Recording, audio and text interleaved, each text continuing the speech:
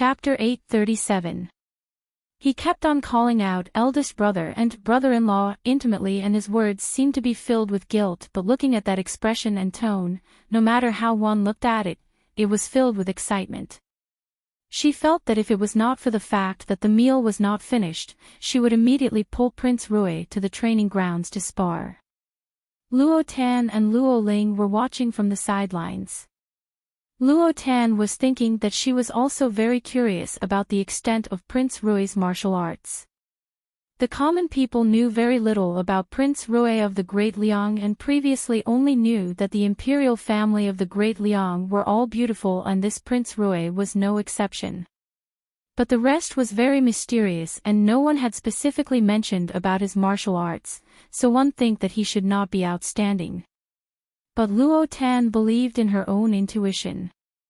Last time when she went to the residence of Prince Rui to seek help, she felt that Prince Rui was a very powerful person.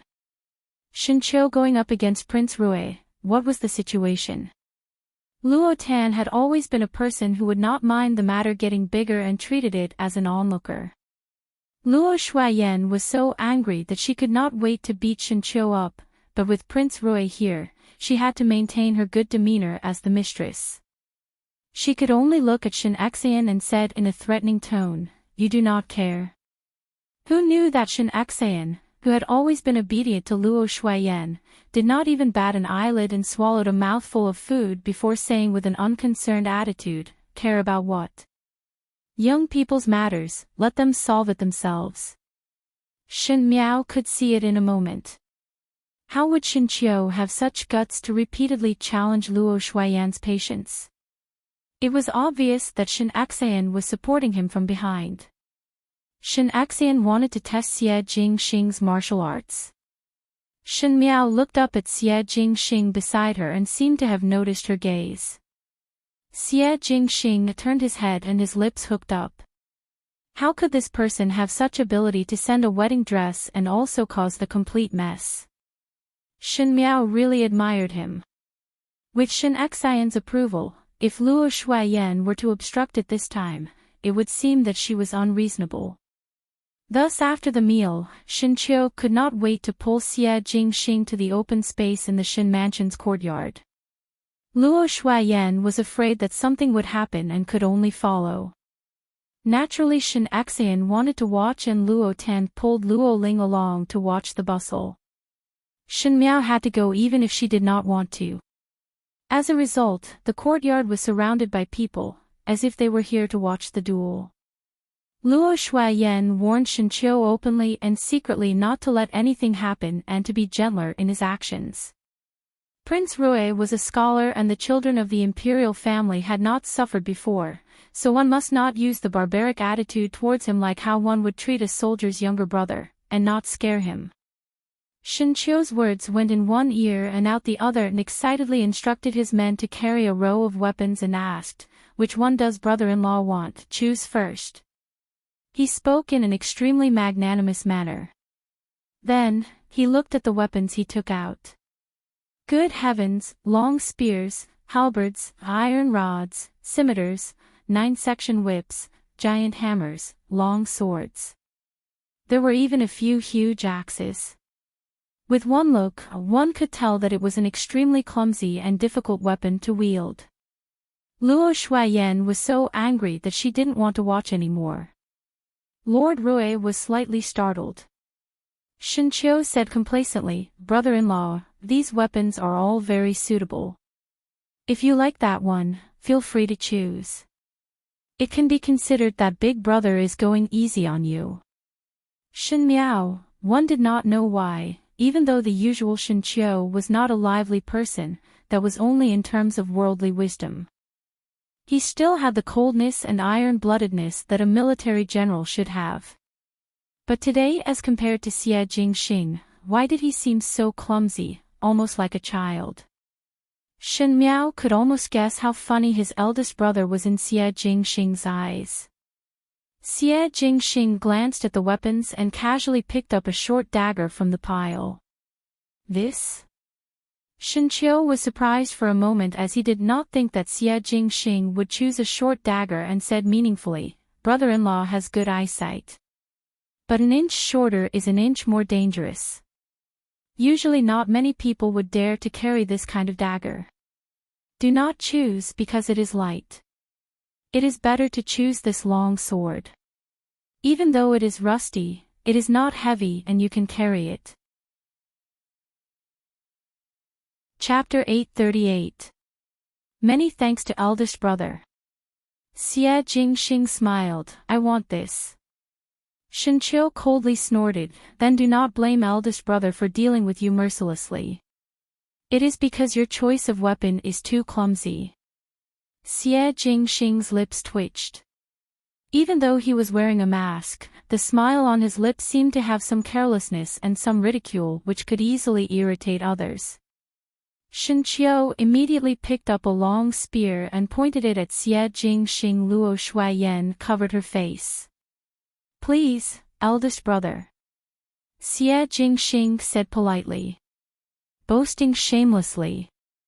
Shinqiu took the lead and rushed over with the spear. Many years later, the mighty young General Shin would become old General Shin.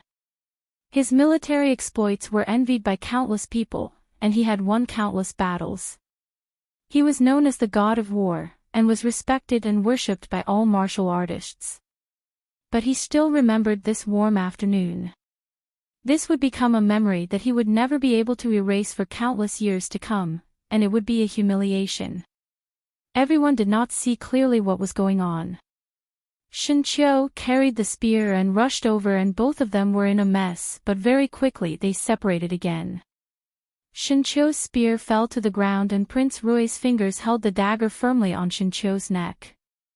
Everyone in the Shin family, Prince Rui released his hand and played with the dagger in his fingers before looking at Shinqiu with a smile that was not a smile. Many thanks to eldest brother for letting me win. With these 6 words, Shinqiu's face suddenly turned purple. Everyone in the Shin family looked at each other and did not understand what this meant. Luo Tan muttered, older brother Qiu. Lost? Everyone was shocked. Shinqiu's martial arts was said to be second among the younger generation of Ming Qi, but no one dared to say first.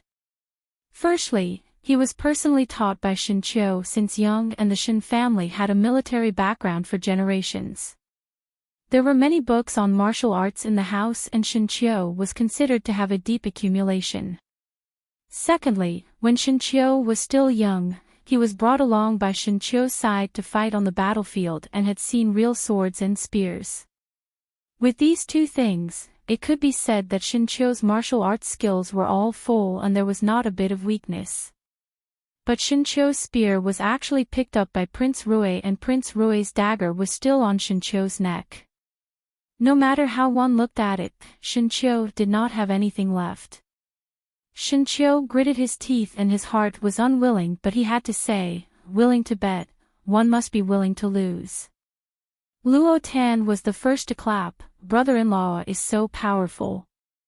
To be able to beat my older brother Qiu, you are the number 1 in Ming Qi. Luo Tan quickly covered Luo's mouth.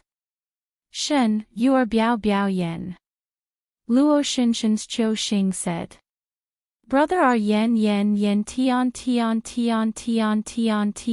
Shinshin.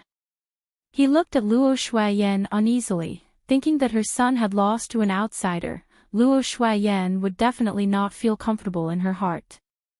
Who knew that when he looked back, he saw that Luo Shuaiyan had already walked quickly to Prince Rui's side and said, Jingxing, your martial arts is that good? I am Yen Yang, Yen Yang Tian, I brother is Yen. Not. Young person should not. Person. Luo Shuaiyan said, if one has the ability to be proud, then one should be proud. This is how a young person should be. Shen Miao silently said in her heart. Xie Jingxing was already the most prideful person in the world. If one were to let him be more prideful, he would be able to ascend to the heavens. In this meal, both the host and guest were happy. Luo Shuaiyan and Luo Tan asked Xie Jingxing a lot of questions about martial arts. Xie Jingxing's humble attitude was just right and he seemed to know everything, which made Luo Shuaiyan pleasantly surprised. After Xie Jingxing left, everyone dispersed and Luo Shuaiyan was still nagging, "Prince Rui, this child looks not bad. Not to mention his identity, just based on his courage, insight, looks and character, he is one of the best in the world." Chapter 839. Who can see what he looks like when he is wearing a mask? Shinqiu said, "Mother is too biased. What if he has a scar on his face and is very ugly? Moreover, how can one see one's character? He does not look like much to me." "What do you know?" Luo Shuaiyan said, "Even though I can't see this child's face, I can see that his bearing is not bad.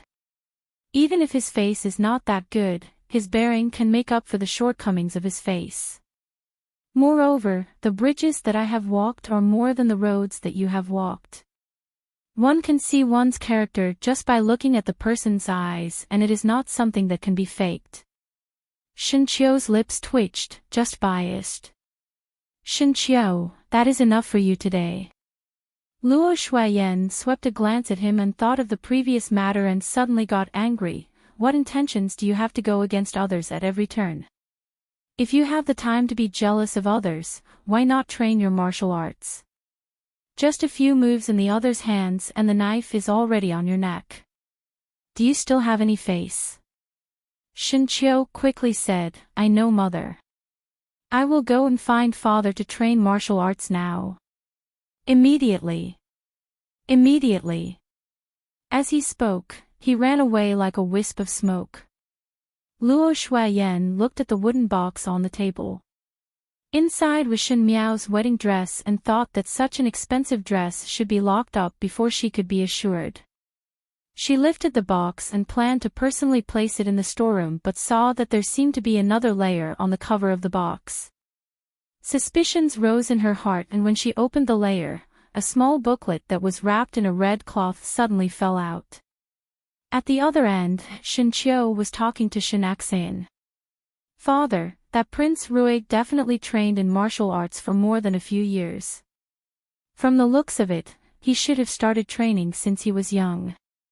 Otherwise it would be impossible to determine victory or defeat with just a few moves." Shinqiu thought about it and said, "Moreover, his moves are very ruthless and not inferior to those small soldiers. It is reasonable to say that a child of the imperial family need not be like that." Finishing, he said hatefully, "This time it was me who took it lightly. The next time I come, I will definitely beat him up till he has a whole new level of respect for me." Shinaxan waved his hands and said, "Enough. You are not his opponent." "Father." Shinqiu turned pale with fright, "You won't look down on me because of my one mistake, right? I really let my guard down this time. Who would have thought that a fair-skinned scholar like him was actually hiding his true strength? Are these the only things that are hidden?" Shinaxan interrupted him with a complicated expression on his face. "Father." Shinqiu was puzzled. "What do you mean? Could it be that he's hiding something from us? Is he a bad person?" "All right, you can go out." Shinaxan said, "Don't let your imagination run wild and properly practice your martial arts." Shinqiu, he had only been defeated once, but why did he seem to have become a weak scholar? Shinqiu angrily left. From today onwards, he planned to go to the school grounds every day to compete in martial arts. But, before Shinqiu left, he could not help but glance at Shinaxan. Why does father look so worried? Shinaxan was indeed very worried and this worry was gradually magnified in his heart to the point that it could not be concealed. He wanted to do something to divert his attention but the more he did so, the more stubborn he thought about this matter in his mind. But he could not say it to anyone else. If he were to say it to others, one did not know how big of a change it would cause. He let Shinqiu test Prince Rui's martial arts skills because he wanted to see if Prince Rui had the qualifications to be the Shin family son-in-law. Before today, Prince Rui was only a name on Emperor when Hui's imperial edict, and the Shin family did not expect him to be like that. They saw Prince Rui as a person who harbored malicious ambitions, and Shin Miao's marriage was not equal. Chapter 840. But today, seeing Luo Shuiyan and Prince Rui chatting happily, Shin Xian understood his wife the best, and Luo Shuiyan was very satisfied with Prince Rui. If Prince Rui had already made Luo Shuiyan satisfied, then regarding Prince Rui, it was not as simple as just a name on the imperial edict. For him to become the son-in-law of the Shin family, he would need to go through all kinds of harsh tests. Martial arts was one of them. One did not need his martial arts to be unrivaled, but he must be able to protect Shin Miao's safety. As a woman's husband, if his wife was in danger, at least he would be able to protect her safety. Shin Xian was thinking like this and did not expect that in this competition, there would be some knack to it. The few juniors could not see it clearly, but he and Luo Shuiyan could see it clearly.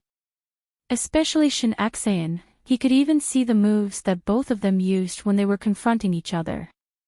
Shin Xian had seen Prince Rui's dagger choking technique used by someone before. Xie Ding. The Shin family and Xie family's political differences were passed down for generations. The Shin family paid particular attention to the rules of war, but the Xie family's requirement was to win by surprise and not play the cards according to common sense.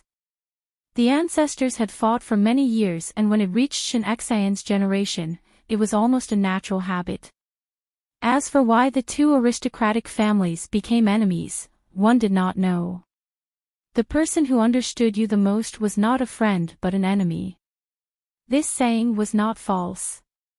Ever since Shin Xian was young, he had been secretly competing with Xie Ding. The Shin family had the Shin family spear, and the spear dance was proper and murderous.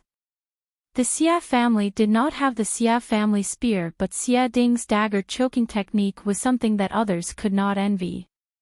It was most suitable to assassinate the enemy's general. Think about it, when one was fighting fiercely with the enemy on horseback, a dagger would suddenly appear from the long spear and point it at the throat. How terrifying would that be? Relying on this move, Xie Ding was able to win every battle. Xie Ding did not pass this move to others and only passed it to his only son, Xie Jingxing. He did not even pass it to his two Shu sons. When Xie Jingxing was confronting others when he was young, he also used this move. At that time Shin Xian coincidentally saw this scene and was surprised that Xie Jingxing was able to use this move to the point of perfection at such a young age. He even slightly modified Xie Ding's choking technique to make it more ruthless. And today when Prince Rui and Shin Qiu confronted each other, he used this move. Or it could be said that it was a move that was modified by Xie Jingxing. The angle was not the slightest bit off, but one did not know if it was intentional, but it was used slower than before, simply to let Shin Xian see it clearly. Shin Xian was unable to conceal the shock he felt when he saw it. Other than using silence to conceal it, he did not know what to think. Xie Jingxing was already dead. He died on the battlefield of the northern borderline 2 years ago. But how would Prince Rui of the Great Liang know that Xie Jingxing used a dagger to strangle his throat, especially when it was the exact same action? Between people, even if they did the same thing, the same trick, there would be a little bit of difference. But Prince Rui's and Xie Jingxing's figures, at that moment, in Shin Xian's eyes, actually overlapped with each other, and there was no difference at all. Thus a strange thought emerged. Could Prince Rui be Xie Jingxing? Xie Jingxing was already dead. On one hand, Shin Xian felt that his idea was inconceivable and ridiculous, but on the other hand, he couldn't help but think about it. He even felt that when Prince Rui was competing with Shin Qiu, his movements were so slow, and it was simply to let him see it clearly. Could it be that Prince Rui wanted him to see this fact clearly? Shin Qiu's heart was bewildered, but it was not good to say it to others. He thought that it would be better to investigate first and let things be clearer before looking at it. Chapter 841. After all, he was not willing to see Shen Miao get injured.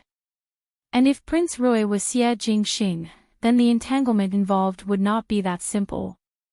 The days passed by, and in a blink of an eye, it was only a few days away from the end of the year. For an ordinary person, the days at the end of the year were the happiest. Because it was the end of the year, one had to treat themselves better. Eat well, drink well, and play well. Every day was joyous.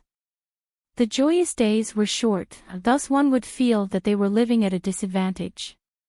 But for Pei Lang, the days were like a death by 1,000 cuts. Every day it would roll around his body, torturing and grinding off a small piece of flesh and then continue on the second day.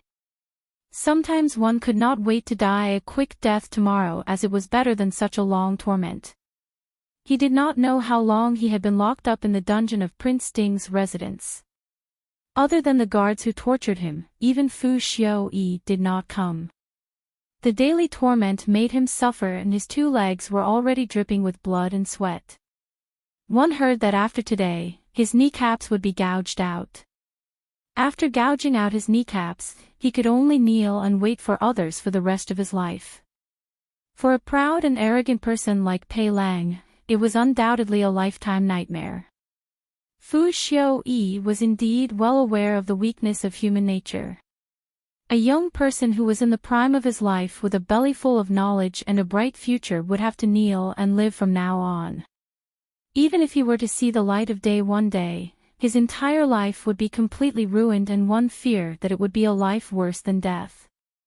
What was strange was that even at this time, Pei Lang did not intend to betray Shen Miao. Even though his rationality kept persuading him to say it out. After saying it out, everything would be free. Even if it was death, it was better than to continue endlessly like this. He and Shen Miao were not considered as friends, but it was Shen Miao who used Luing to threaten him, and he had no choice but to do things for Shen Miao. Even though Shen Miao, this person, was fierce every time, she would never lay her hands on innocent people. Even if he really betrayed her, Shen Miao would never vent her anger on the innocent Luing. After all, this kind of torture was just too painful. Even though his rationality was thinking like this, but every time he was about to open his mouth, he would close it at the last moment. It was as if he said it out, he would have committed a heinous crime. Pei Lang thought, could it be that he owed Shen Miao a huge debt in his previous life? He was actually willing to suffer for her sake. It was just that, after so long, no one had come to save him. Pei Lang was somewhat disappointed in his heart. Most likely Shen Miao had forgotten about him, or perhaps in her game of chess, sacrificing an insignificant chess piece was not enough to be taken to heart. Just as he was thinking, he suddenly heard a commotion outside. He didn't know what had happened, but it was noisy and noisy. It was accompanied by the sound of something breaking. The heat wave was almost coming towards him. Someone shouted, "There's a fire! There's a fire! A fire!" Pei Lang's heart was startled. This was Fu Xiaoyi's dungeon, and on normal days, only Fu Xiaoyi's trusted aides and guards would come to the dungeon and no one else would come. Due to the strict surveillance, they couldn't afford to make any mistakes. But he didn't expect that there would be a fire here, and it would probably be extinguished very soon. But Pei Lang guessed wrongly this time. Not only was the fire not extinguished, it became bigger and bigger. There was even some black smoke that floated in, and the messy footsteps outside gradually became weaker, as if it was getting further and further away. Pei Lang's cell was the furthest away and the innermost cell. Others would not be able to see it on normal days, and it almost separated him here. When the fire came, Pei Lang's cell would suffer. If there was a fire in front, the further in one went, the bigger the fire, separating the outside and the inside into 2 parts. The deeper one went, the more dangerous it was. Generally speaking, no one would dare to go in. Pei Lang would not do so, as no one in this world would risk their lives to save a condemned prisoner like him. Seeing the rolling heat wave, Pei Lang felt that the scene in front of him was familiar, as if he had seen it somewhere before, but there was a sense of relief in his heart. Let it be like this. It was all so good to end like this. He had just closed his eyes when he heard an unfamiliar voice in front of him. "Hey, are you dead?" Pei Lang opened his eyes in surprise and saw a black-clothed person standing in front of him. This person's face was covered with a black veil and one could not see his face clearly, only revealing a pair of bright eyes. In such a fierce fire, there was no trace of panic at all. Seeing that Pei Lang did not answer, he seemed to be somewhat impatient and found a key from somewhere and directly opened the cell door. This person was actually here to save him. Pei Lang's heart actually gave birth to some disbelief, but with this attire and appearance, it was impossible for him to do anything else. But Pei Lang's heart moved. Why was this person's eyes so familiar? Chapter 842. Shen Miao lit up a lamp in the night and wanted to tidy up the books that Shen Qiu sent over during the day. Shen Qiu always felt that she liked to read, and these days, thinking that she was about to get married, he asked others to find a few books. Some of these books recorded some of the major events of the previous dynasty, while some were books about romance. Shen Miao planned to pick out the books and give them to Luo Tan and Feng and Ning. Those books from the previous dynasty could be kept as they might be of use in the future. Just as she was tidying up, she suddenly heard some movements outside the window. She was not used to having people serving her at night, and usually Jing Zhe and Gu Yu would leave early, so they would definitely not appear at this time. Looking up at the window, there was no one. After thinking for a while, Shen Miao opened the door and walked to the courtyard to take a look. She was not afraid that it was a bad person. After all, there was still Song Yang in this courtyard. If it was a bad person, Song Yang would have already made his move. Who knew that when she walked to the courtyard, she saw a person standing under the tree. She was surprised for a moment before taking 2 steps forward with the lantern, and was shocked to discover that it was Xie Jingxing. Xie Jingxing did not wear his purple robes but changed into a black robe. When he was wearing purple robes, he was a noble gentleman, but when he was wearing black robes, there was an additional cold and austere aura. It was just that the lazy smile on his face was the same as before as he watched Shen Miao walk forward. Shen Miao felt that something was wrong with Xie Jingxing, but she could not tell what was wrong. She stood beside Xie Jingxing and asked, "Why are you standing here?" If it was in the past, Xie Jingxing would have entered the room without an invitation and went to her room to drink tea. Xie Jingxing's lips hooked up into a smile, and before Shen Miao could speak, Xie Jingxing suddenly fell towards her. Shen Miao subconsciously supported him but touched a large wet spot on his back. With the weak lantern light, she saw that it was a ghastly sight of large patches of blood. Because it was too cold outside in the winter, one's sense of smell was not very sensitive, and when Xie Jingxing fell on her body, she could smell a strong smell of blood. Shen Miao softly called out, "Song Yang." There was no response from the surrounding, as Song Yang did not seem to be around. Shen Miao's heart was somewhat anxious. At this kind of anxious moment, Song Yang had to disappear at this time. She did not dare to alarm the others, so Xie Jingxing came rolling out of nowhere with an injury. She half dragged and half carried Xie Jingxing back to her room and let Xie Jingxing sleep on her couch. She then wanted to call a doctor over. Just as she was about to leave, Xie Jingxing seemed to be sober for a moment. Just to leave, Xie Jingxing seemed to wake up for a moment and said, "Meow." Xie Jingxing laboriously took out a medicine bottle from his bosom, and before Shen Miao could continue asking, he fainted again. Shen Miao made a decision in a short moment.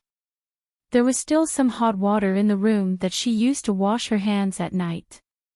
She brought the hot water over and found a clean handkerchief to wet. After hesitating for a moment, she slowly untied Xie Jingxing's clothes. Under the light, the hot water, the young man's body was hot. The body was well built. Shen Miao's face was inexplicably hot and she tried her best to move faster. Shen to pull. Xie Jing Shen Miao would Xie face to Frode. Shen Miao Shen's face. Shen Miao Shen face to. Every time Shen Miao tugged, Xie Jingxing would frown slightly, as if he felt uncomfortable in his coma. Helpless, she could only find a pair of silver scissors, burn them with fire, and carefully cut open his clothes. It was not that Shen Miao had never seen a male's body before. Just take Fu Ming's for example, she had seen it many times but this was different from facing Xie Jingxing. Especially at this moment in order to protect Xie Jingxing, she did not even call Jing Zhiguyu and was alone in Xie Jingxing's clothes. Inevitably it was somewhat awkward. Chapter 843. But very quickly, the awkwardness on her face dissipated and was replaced by a dignified expression. There were many knife wounds on Xie Jingxing's body. These knife wounds were not deep but there were a lot of them. Even though they were not fatal, Shen Miao knew that with so many knife wounds, just the blood loss alone would be enough to kill a person. At that moment she did not dare to be careless and immediately used a handkerchief dipped in hot water to wipe off the blood stains around Xie Jingxing and took out the medicinal powder from the medicine bottle and sprinkled it on. After searching for a long time and not finding a clean cloth, Shen Miao could only take out a new cloth that she made and bandaged Xie Jingxing's wounds. Shen Miao had never bandaged anyone before but she had seen how Shen Qiu's soldiers did it before, thus she followed suit. Even though it was somewhat ugly, at least the bleeding had stopped. She then took out a few pills to replenish qi and blood from the cabinet.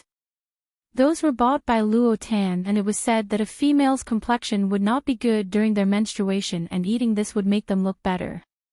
Even though Xie Jingxing was not on his menstruation, he had lost a lot of blood and this should be able to replenish it. Shen Miao crushed the pills and soaked them in hot water before feeding it to Xie Jingxing to drink. After finishing everything, the night was so deep that it was like a thick fog that could not be dispersed. Even the muttering of the animals could not be heard outside. Xie Jingxing was lying on her bed with his upper body naked and his body was wrapped in 3 layers of Shen Miao's chest cloth. No matter how one looked at it, it was strange. Shen Miao's lips twitched and she planned to turn Xie Jingxing over and check if there were any other injuries on his body. Xie Jingxing's clothes were wet but his pants were dry. Thus Shen Miao did not suspect that his waist and back were only injured. When she was turning Xie Jingxing, her hand inadvertently touched Xie Jingxing's thigh. Shen Miao was like being burned by fire and was about to retract her hand when she suddenly felt that something was not right. The skin under her hand was hard and was not as delicate as other uninjured skin. Instead it was like a thick layer of scab. Her heart moved and she subconsciously lifted Xie Jingxing's trousers and saw that in the depths of Xie Jingxing's lower abdomen, there was a terrible scar that was spreading inwards. This was different from the new scars that Xie Jingxing had added today. Although there were a lot of scars today, they were not deep, so they were not fatal. However, this one was twisted and turned, and the color of the wound was very heavy. It was clearly an old wound, but after so long, there was still such a deep scar. It was clear that the injury was deep enough to see the bone. It was a ghastly sight. When Xie Jingxing was in Mingqi, one did not hear that he was injured. Could it be that he was injured in the Great Liang? Shen Miao's heart was filled with suspicions but she found out that there were other wounds. There were big and small wounds and every one of them was deep to the bone. Although the wound had already healed, people couldn't help but be flabbergasted. How did Xie Jingxing survive so many life and death tribulations? She did not discover that she had already touched Xie Jingxing's thigh and was about to touch downwards when the person on the bed gave a muffled grunt and grabbed her wrist. Shen Miao's face turned red as she thought that Xie Jingxing had woken up and misunderstood that she was taking advantage of him. She subconsciously looked at Xie Jingxing, but saw that Xie Jingxing's brows were tightly knitted and lips were pursed. Both his eyes had not opened and it seemed that he had not woken up. Shen Miao heaved a sigh of relief in her heart. Even though she still had doubts about those scars, she did not dare to touch further. Xie Jingxing's clothes were already torn by her, so Shen Miao could only take an outer garment that she made and put it on for Xie Jingxing to wear, covering him tightly. She was afraid that Xie Jingxing's wounds would not have a fever in the night, so she moved a stool and sat in front of the bed to guard. She did not know when she fell asleep. The morning sun shone brightly and the rooster crowed. When Shen Miao woke up, she discovered that she was already sleeping on the bed and her body was covered with a thick bedding. She clearly remembered that she was sitting in front of the bed to guard Xie Jingxing last night, but did not expect that she would actually fall asleep in the middle. Most likely she was extremely tired that she did not even know that she was moved to another place when she slept. It could be said that the amount of effort that Fu Xiuyi spent on guarding the dungeon was much more than the entire residence of Prince Ding. In such a situation, it was not easy for Xie Jingxing to barge into the dungeon alone and to save a person. Seeing Shen Miao in a daze, Xie Jingxing tilted his head and looked at her suspiciously. Why did you not ask about your teacher Pei's life or death? Chapter 845. Shen Miao recovered to her senses. Is he still alive? Alive and well. Xie Jingxing raised his eyebrows, not even touched by a single spark of fire. Shen Miao caught the words in his words and asked, Fire? I burned down the dungeon of the residence of Prince Ding. Xie Jingxing said, to cut the weeds and eliminate the roots. Shen Miao sucked in a breath of cold air. If the dungeon of the residence of Prince Ding was burnt down, then it would not be strange for Fu Xiuyi to exterminate the person who set the fire.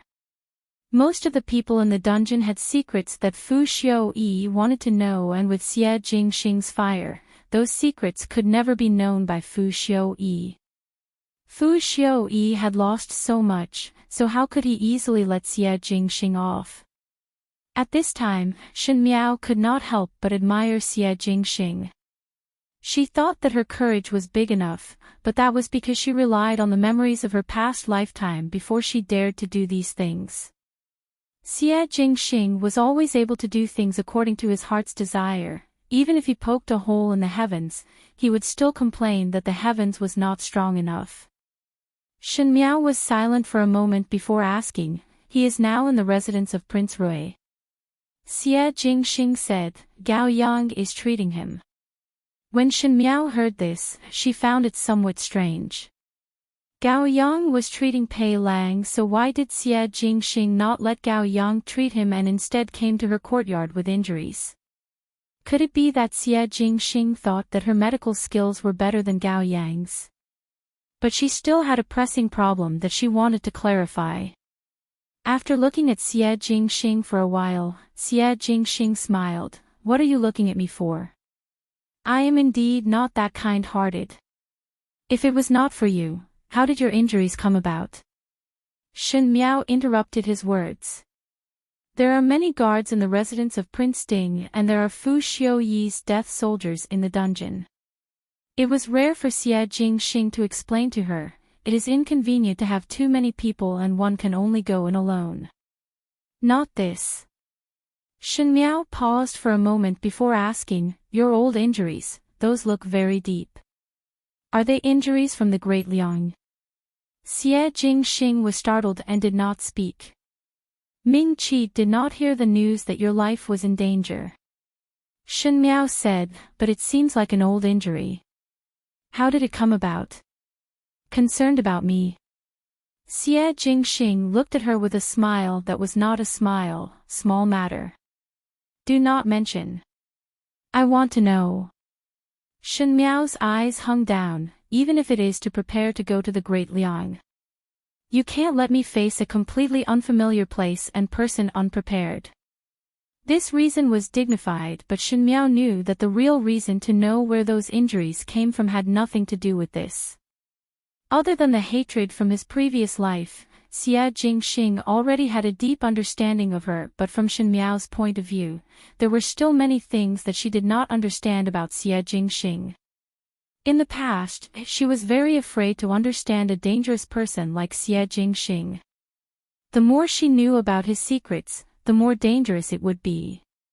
But now, she wanted to take the initiative to know about Xia Jingxing. Xia Jingxing looked at the tea in front of him and smiled. I got injured in the northern Jiang. Shen Miao suddenly raised her head. Xia Jingxing said faintly, there are members of the Tian family in the Xia family's army. In the beginning when I went to the northern borderline, because there was a change in the plan, I returned to the Great Liang in advance to restore my identity. But it is also a fact that there is an ambush in the Xia family army. The northern Jiang people and the Tian family worked together and set up a trap. Originally it was targeted at Xia Ding, but because of my request for commander, it was changed to deal with me. That day I was prepared but did not expect that the Marquis of Lin An's trusted aide was the Emperor's people and he plotted against me. Even though there was the Great Liang's Mou army secretly supporting me, I was also seriously injured. Imperial older brother sent people to beat me at my own game and replaced me with a deceitful beam. The Emperor thought that the plan was successful, but in fact I was brought back to the Great Liang to recuperate and was able to get out of bed and walk around after recuperating for half a year. He looked at Shen Miao and smiled disapprovingly. To be accurate, it was injuries in Ming Qi. Chapter 846. There was a huge wave in Shen Miao's heart, but in the blink of an eye, she woke up. She was wondering why Xia Jingxing would be injured. So that was how it was. Many things had changed between his previous life and this life, and the father and son of the Xia family were one of them. In the past life, it was the Marquis of Linen, Xia Ding, who went on an expedition and died in defeat. Following that, the residents of the Marquis of Lin and declined and Xia Jingxing received the imperial general's order to go on an expedition again, but he also ended up with thousands of arrows piercing his heart. Not to mention, if Xia Jingxing faked his death in the past lifetime, there was one point that was certain. The Xia father and son died in the battlefield at the same time, and this was the ending that the Fu family had long planned for the residents of the Marquis of Linen. In this lifetime, because of some changes, one did not know why Xia Jingxing changed his mind and set off for the expedition in advance. The Emperor originally wanted to deal with the Marquis of Linen, so he took the opportunity to change it to Xia Jingxing. Xia Jingxing was dead, and one did not expect that the Marquis of Linen would not be able to recover from this setback, thus the imperial family did not need to take action again. In this way, it was in response to what Xia Jingxing said to Su Mingfeng, the Ming Qi did not nurture me and only erase me. Ming Qi indeed only wanted to kill Xia Jingxing. In any case, the residents of the Marquis of Linen had made great contributions to the Ming Qi's rivers and mountains, but when the birds were used up, the bow was hidden. Once the official's meritorious service was high, the imperial family could not wait to suppress it. Even though Shen Miao had long known that the decline of the residents of the Marquis of Linen was inextricably linked to the imperial family, but it was different to hear it from Xia Jingxing's ears. If even Xia Ding's trusted aides were spies sent by the imperial family, then every move of the residents of the Marquis of Linen would be under Emperor Wen Hui's eyes. Thus Xia Jingxing was not close to Xia Ding since young. Even though he was not sure who the spy was, but he knew that the imperial family's people had never left the residence of the Marquis of Linen. Perhaps even Madame Fong, Xia Changchao and Xia Changwu were secretly controlled by Emperor Wen Hui's people, but now that Xia Changchao and Xia Changwu were dead, Madame Fong was on the verge of collapse and there was no successor in the residence of the Marquis of Linen. One think that Emperor Wenhui would not have any other thoughts towards the residence of the Marquis of Lin, and Shen Miao looked at Xie Jingxing again, and her heart had the joy of surviving a calamity. Xie Jingxing's life in Ming Qi was indeed not as superior as what Su Mingfeng imagined. Perhaps in the beginning, when the great Liang sent Xie Jingxing over, it was because they fancied the position of the residence of the Marquis of Lin, thinking that after the sudden death of Princess Yuqing, the Marquis of Lin would love this son even more. But one did not expect that in this seemingly gorgeous Marquis residence, there was a hidden crisis. Xie Jingxing living in the residence of the Marquis of Lin was not necessarily happier than living in an ordinary family. On the contrary, he had probably been forced to accept a life that many adults found difficult to adapt to since he was young. Scheming against each other, deceiving each other, the hypocrisy between the royal family, and the hidden murderous intent amidst the happiness.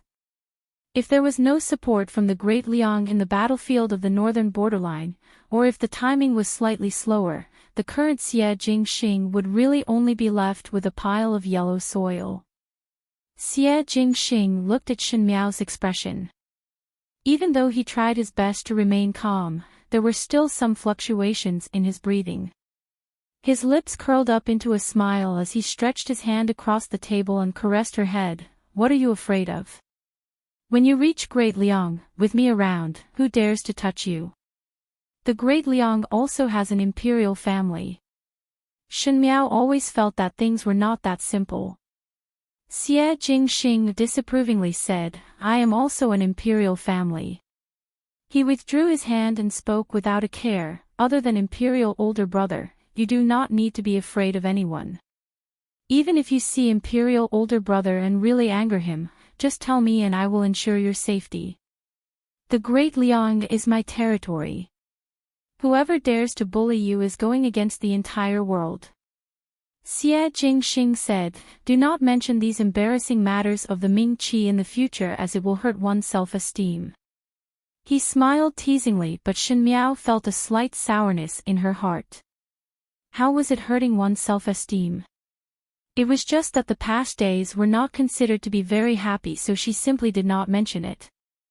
After experiencing hardships, the aristocrats should have been enjoying the innocent and worry-free life, but they were like ants living under the oppression of other countries.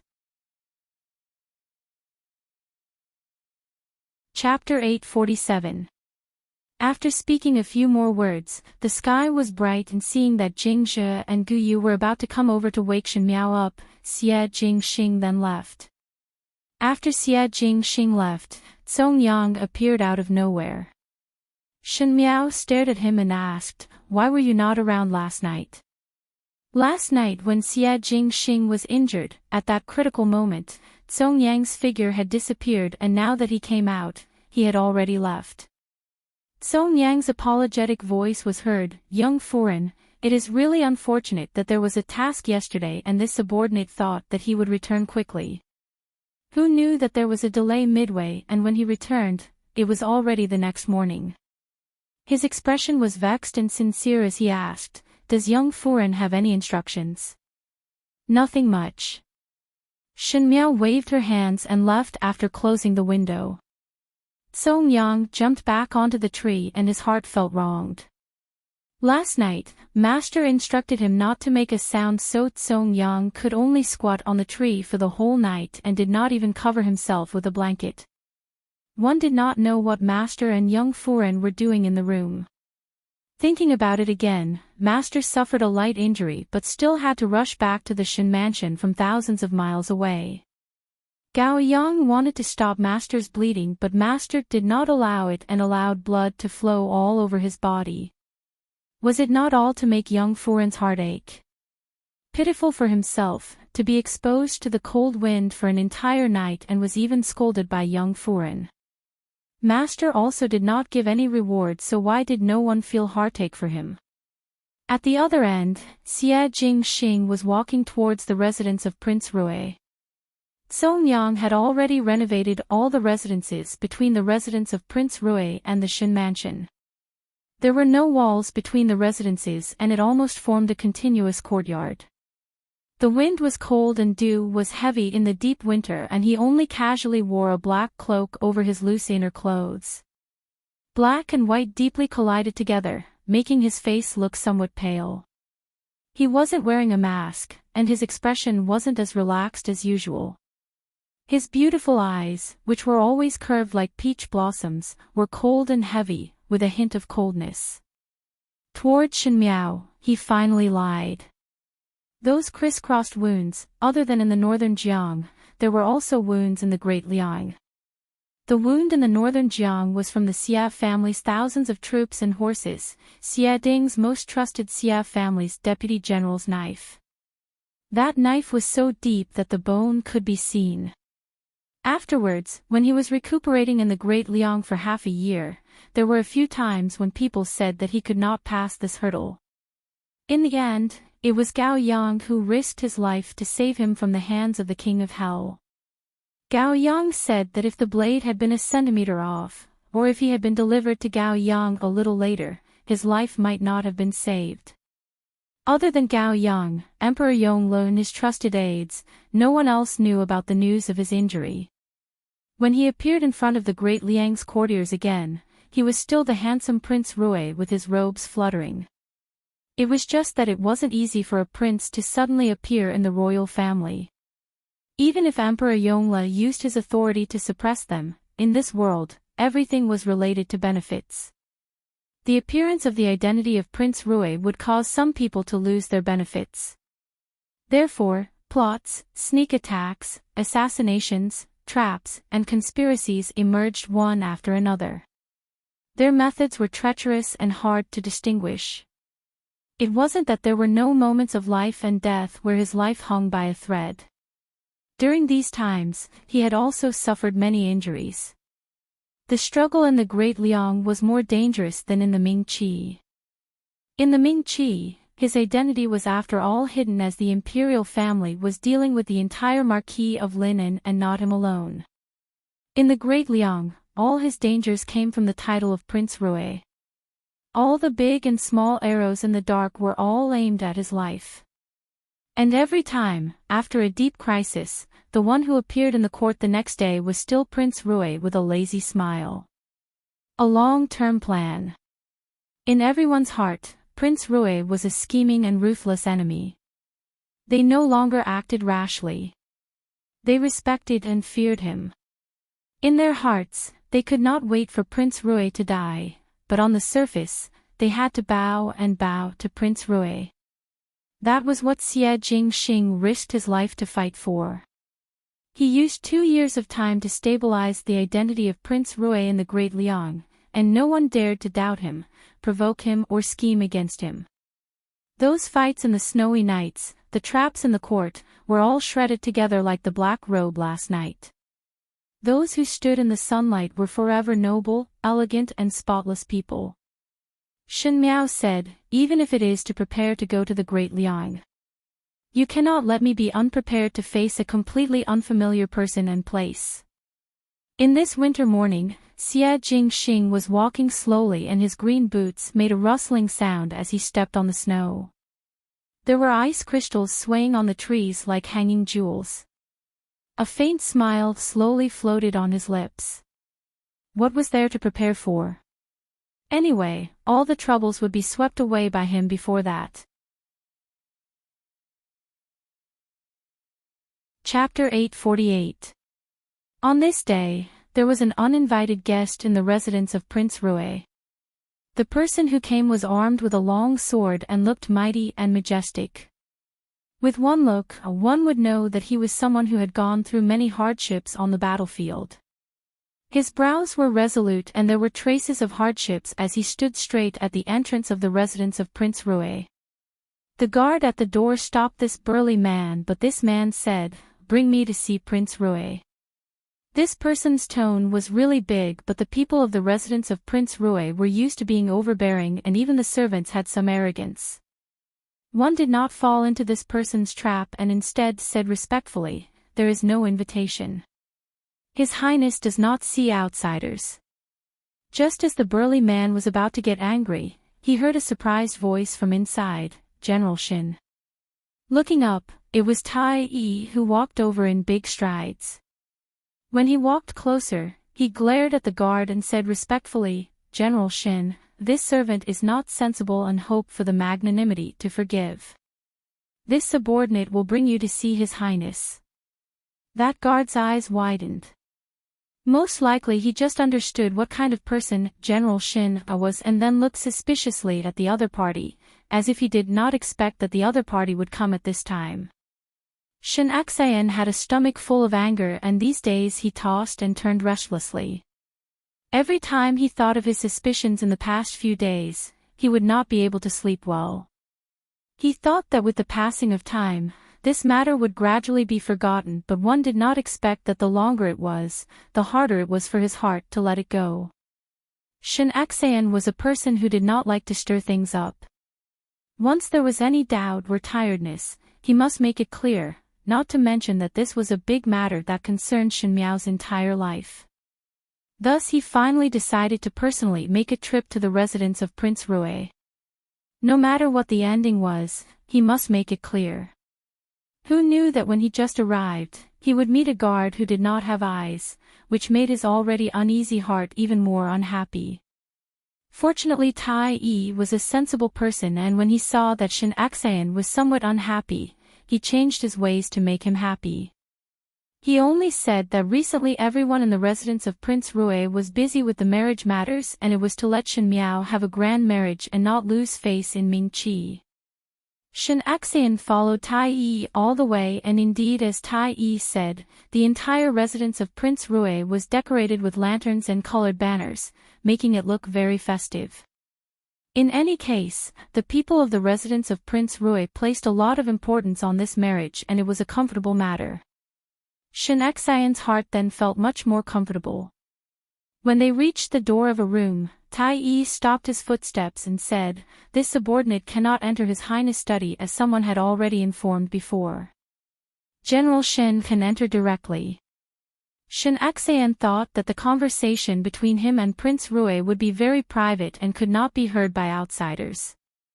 If the servants could not enter the study, it would be much more convenient. At the same time, he had some doubts in his heart. Prince Rui did not allow the servants to enter but only allowed him to enter. Could it be that he was not afraid that he would make a move on him? But after turning around, it was clear that with the skills that Prince Rui had displayed when he was competing with Shincho, he would not be forced to the point of being helpless. Even though he was thinking a lot in his heart, Shin Xan's face was still calm as he responded and lifted his feet to walk towards the door. However, he saw a furry white thing suddenly jumping out from the door. Upon a closer look, it was a white tiger. It was just that its body was still small, and most likely it had not matured yet, as it shouted at him in a childish voice. Shin Xan almost subconsciously brandished his blade to chop it down. It was Tai Yi who immediately went forward to carry the white tiger away before Shin Xan took a deep breath and pushed the door open to enter. In the room, Prince Rui was sitting on a chair reading a book. His sitting posture was not very proper and was very lazy. The book that he flipped through was even more casual, as if he was just casually looking at it and not seriously looking at it. Shin Xan frowned. "Prince Rui." Chapter 849. Different from Luo Shuiyan, even though Prince Rui intimately let everyone in the Shin family call him Jing Xing, and Luo Shuiyan did so, Shin Xan's heart could not get over this hurdle. Males and females were different. Females could rely on their intuition to judge if a person was friendly or malicious, but males could not rely on intuition. Especially Shin Xan, he was more willing to rely on evidence to do things. Prince Rui looked up and casually placed the book on the table. Shin Xan saw that it was a military book, and it was a very obscure military book. Ordinary old generals would read it, and Prince Rui was only 22 years of age. To read such a book, either he was putting on an act or this person was deeply hidden. Before Prince Rui came to visit, in Shin Xan's eyes, Prince Rui was only relying on the name of Emperor Yong Li's younger brother and was an idle prince who acted unbridled and arrogant. But after that day of competition with Shin Qiu, looking at Prince Rui again, Shin Xayan felt that this person was not that simple. Perhaps this was a man's intuition. General Shin accompanied me to play a game of chess. He did not call him Master Shin or any other intimate terms as he felt that there was some meaning of separation. Shin Xayan said, I do not know how to play chess. War chess. Prince Rui raised his hand and took the chessboard from the other side and placed it on the table.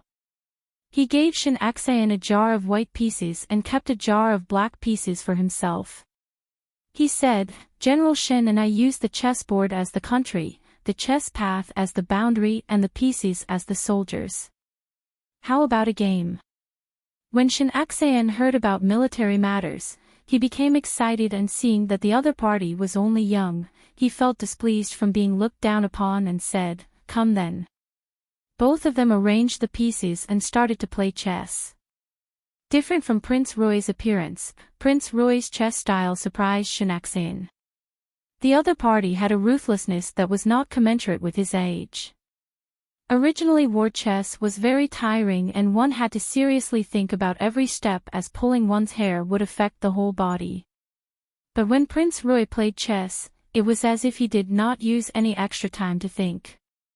Instead, he would move wherever he wanted to and was very casual.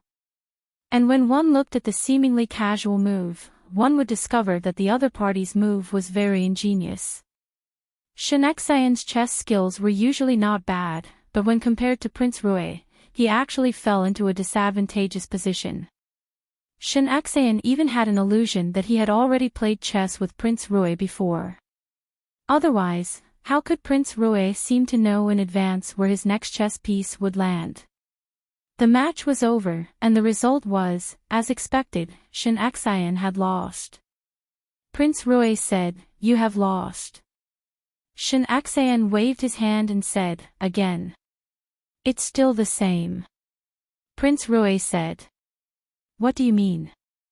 Shin Xayan frowned. You've lost, he said. Shin Xayan had lived for so long, and Emperor Wenhui had to give him enough face. Other than Luo Shuiyan, there was no one who dared to speak to him like this. His face immediately turned angry and was about to get angry when he saw Prince Rui lightly speaking. One fear that General Shin did not come to Prince Rui's residence today for a game of chess. His lips hooked up as he asked, What is the matter? Shin Xayan's angry words were stuck in his throat. Prince Rui seemed to have a kind of ability to provoke one's heart and then change the topic without a trace, as if he did not say anything just now. This kind of ability was really like a person, and that was the Marquis of Linen, Xie Ding. Every time Xie Ding and Shin Xayan had a dispute, he would have this cynical look. Shin Xayan had an honest character and was easily serious, but he was played around by that scoundrel Xie Ding. Suddenly thinking of Xie Ding, he thought of his motive for coming to Prince Rui's residence. When Shin Xayan thought of this, he did not even have the mood to get angry at Prince Rui.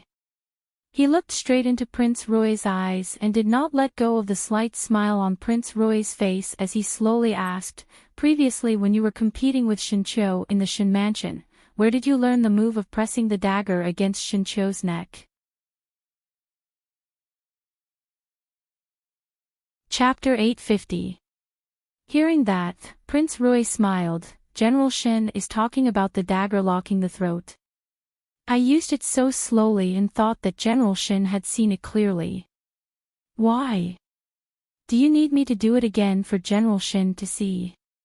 Shin Xayan was surprised for a moment and his heart suddenly swayed. Prince Rui indeed did it on purpose. He had already said that the dagger locking the throat that day seemed to be deliberately used slower, as if it was deliberately to let him see clearly what kind of move it was. At this moment, hearing Prince Rui admit it, Shin Xayan's heart was unable to describe what kind of feeling it was, but there was more suspicion. He asked, You know that it is called the dagger locking the throat. How did you learn it? Learned it long ago. Prince Rui lazily said, Did General Shin not see it before? Did General Shin not see it before? Shin Xian's brain made a banged sound, as if thunder exploded in his heart, causing every inch of his body to tremble uncontrollably. Many years ago, on the streets of Mingqi, he had accidentally seen the son of the residents of the Marquis of Linan, Xie Ding's son, using this move on others. At that time he thought that Xie Jingxing's move was much more powerful than his father's. Now Prince Rui said, did General Shin not see it before? Prince Rui had never come to Mingqi before. Shin Xian had never seen anyone use this move before. Shin Xian's heart was like a stormy sea. At this moment, he was at a loss for a moment. He did not know if he should show a surprised or horrified look, but the other side of his heart was calm. These few days of tossing and turning in bed had been confirmed at this moment that his suspicions were correct.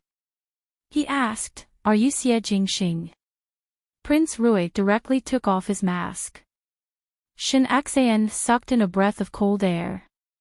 The relationship between the Shin family and the residents of the Marquis of Linan was not good, but it was because of this that Shin Xian understood the residents of the Marquis of Linan the best. Xie Ding gave birth to a son that seemed to be born to counter him, and Shin Xian had expressed that he was very happy, but in his heart he secretly admired Xie Jingxing. He felt that even though this youth was a little mischievous, he had a kind of straightforwardness and freedom that the noble young masters of the Ding capital did not have. Therefore, Shin Xian clearly remembered Xie Jingxing's appearance. The person in front of him now looked more mature and handsome, but there was still a shadow of the past between his brows. Shin Xian understood in that instant. Some of the things that had troubled him previously seemed to have finally been answered. He said, "What's going on? Shouldn't you explain yourself?" His tone was like a senior disciplining a junior. Shin Xian even had the absurd illusion that he was helping Xie Ding discipline his son. Xie Jingxing smiled gently and poured a cup of tea for Shin Xian. Father-in-law, drink tea and listen slowly. In the next hour, Shin Xian heard a shocking secret from Xie Jingxing's mouth that he had never thought of. Shin Xian had never thought that Xie Jingxing would be a prince of the Great Liang with such a bizarre and bumpy background, and even more did not think that Xie Jingxing would have such guts to become Prince Rui of the Great Liang and still dare to swagger to Mingqi. Was he not afraid that once his identity was exposed, what kind of trouble would it bring to himself? After listening to Xie Jingxing's words, Shin Xian's heart was filled with anger, indignation, regret, hesitation and all kinds of complex emotions intertwined together. But he still understood in the fastest speed what kind of decision he should make at this time. He said, "Since you have this identity, Jiao Jiao cannot marry you." "Why?" Xie Jingxing asked. "Your purpose is not only to come to Mingqi to pay tribute." Shin Xian's words had a ruthless sharpness to it as he said, "The Great Liang's ambition will not stop at this. There will be a day when the Great Liang will take action against Mingqi, and at that time, you and we will meet on the battlefield. If Jiao Jiao were to marry you, how do you want her to live? Could it be that she has a difficult choice between you and Mingqi? Even if I defy the decree or think of other ways, I will not make things difficult for Jiao Jiao." General Shen must not blame her for being vicious and merciless. If she was not like this, one fear that the grass on her grave would be more than 1 zhang tall. Xie Jingxing's mouth was saying sarcastic words, but his eyes became sharper, almost making one breathless. He said, "Perhaps father-in-law is a good general to the world, but I think that it is not the case for Shin Miao. I do not know why she wants to shoulder all these matters alone, as if she owes it to the Shin family. But from what I see, General Shin is not a good father, but the Shin family is very lucky to be able to raise Shin Miao, this daughter." Chapter 852. She is managing for all of you and doing everything possible to protect the Shin family. The future of the imperial family of Ming Qi is also the person that she wants to deal with. I do not understand that General Shin now said that Shin Miao would be put in a difficult position. He said coldly and mockingly, "Do you really understand Shin Miao?" Shin Xan sat on the chair, but at this moment he suddenly felt ashamed. On the contrary, even though my and Shin Jiao's friendship is not that deep, at least we have gone through thick and thin together. Heard that a good night is short together and came up with plans in the night. I once saved her life and also rescued her from danger. Xie Jingxing said, "Why can't I marry her?" In Shin Xian's heart, there was suddenly an infinite exhaustion. The Shin Miao that Xie Jingxing mentioned was one that he was not familiar with and unfamiliar with. Even those things that Shin Miao had experienced, he was completely unaware of it. Just like what Xie Jingxing said, towards his daughter, he thought that he loved her dearly, but he could not even understand her at the beginning. Then in these years, what did he actually do? He looked at the remaining chess pieces on the table for a long, long time. When his eyes began to ache, he said softly, "Tell me everything. Everything that you know about Jiao Jiao. Tell me everything." When Pei Lang woke up, he was in an unfamiliar place. There were many well-dressed maids around to serve him as he drank his medicine. Pei Lang's memory before he fainted was that in the dungeon of Prince Ding's residence, there was a black-clad masked man who saved him from the fire. Perhaps it was that person who saved him because he was still alive. He did not know who the person who saved him was, and did not know why that person wanted to save him. After asking the maids who came to serve him, he only knew that this was the residence of Prince Rui. Pei Lang faintly sensed that there might be some friendship between Shin Miao and Prince Rui, but he did not know how far the two of them had walked. He thought that Prince Rui would naturally not take him in for no reason, and if he did, it would definitely be because of Shin Miao. Shin Miao did not give up on him. When he thought of this, Pei Lang's heart was slightly moved. It was as if everything that he persisted in was worth it at this moment, even though Pei Lang did not understand where this inexplicable thought came from. Just as he was thinking, the door to the room was opened. A young man walked in from the outside with a medicine box on his back. He sat down in front of him as if he was going to take his pulse. Pei Lang initially did not look seriously and thought that this was the physician that the residence of Prince Rui had invited for him. When he saw the appearance of the physician clearly, he was slightly surprised before calling out, "Imperial Physician Gao." His movements were too big and affected the wounds on his body. He could not help but let out a hissing sound as he sucked in a breath of cold air. Gao Yang quickly pressed on his wound and said, "Don't be so surprised. Be careful not to tear your wound." Pei Lang looked at Gao Yang, many thoughts churning in his mind. Gao Yang was the youngest imperial physician in the Imperial Academy of Medicine. He was said to be highly skilled, but no one could say for sure. But the imperial family was extremely fond of this young imperial physician. Most likely it was because he was good with words and often made Emperor Wen Hui happy. In addition to his good looks, in the eyes of the imperial concubines, he was more pleasing to the eye than those old men in the imperial physician court. Since he was an imperial physician from the palace, he would not treat people outside the palace for no reason, moreover this was the residence of Prince Rui. Chapter 853. As Gao Yang was taking Pei Lang's pulse, he said, "Prince Rui summoned me over to take a look at your illness, so I came over." After he finished taking the pulse, he said, "It is almost stabilized. But Prince Ding had previously used torture on your legs and injured your muscles and bones. I have to give you acupuncture, otherwise your legs would be crippled in a short while." Pei Lang was surprised for a moment. Fu Xiaoyi was extremely ruthless towards him and seemed to hate those who betrayed him. Even though he did not want his life, he most likely did not think of keeping him alive. Thus he did not care much about crippled limbs. In fact, if no one had saved him from the fire, according to Fu Xiuyi's words, his kneecaps would have been dug out in these few days. At this moment, hearing Gao Yang's words, even if Pei Lang was always calm, his heart could not help but feel a sense of survival after a disaster. Fu Xiuyi's actions are really ruthless. Gao Yang took out a row of golden needles from the medical box and let Gao Yang prepare them. He then rolled up his trousers and started to slowly apply the needles. One could not see that he is so ruthless from the outside.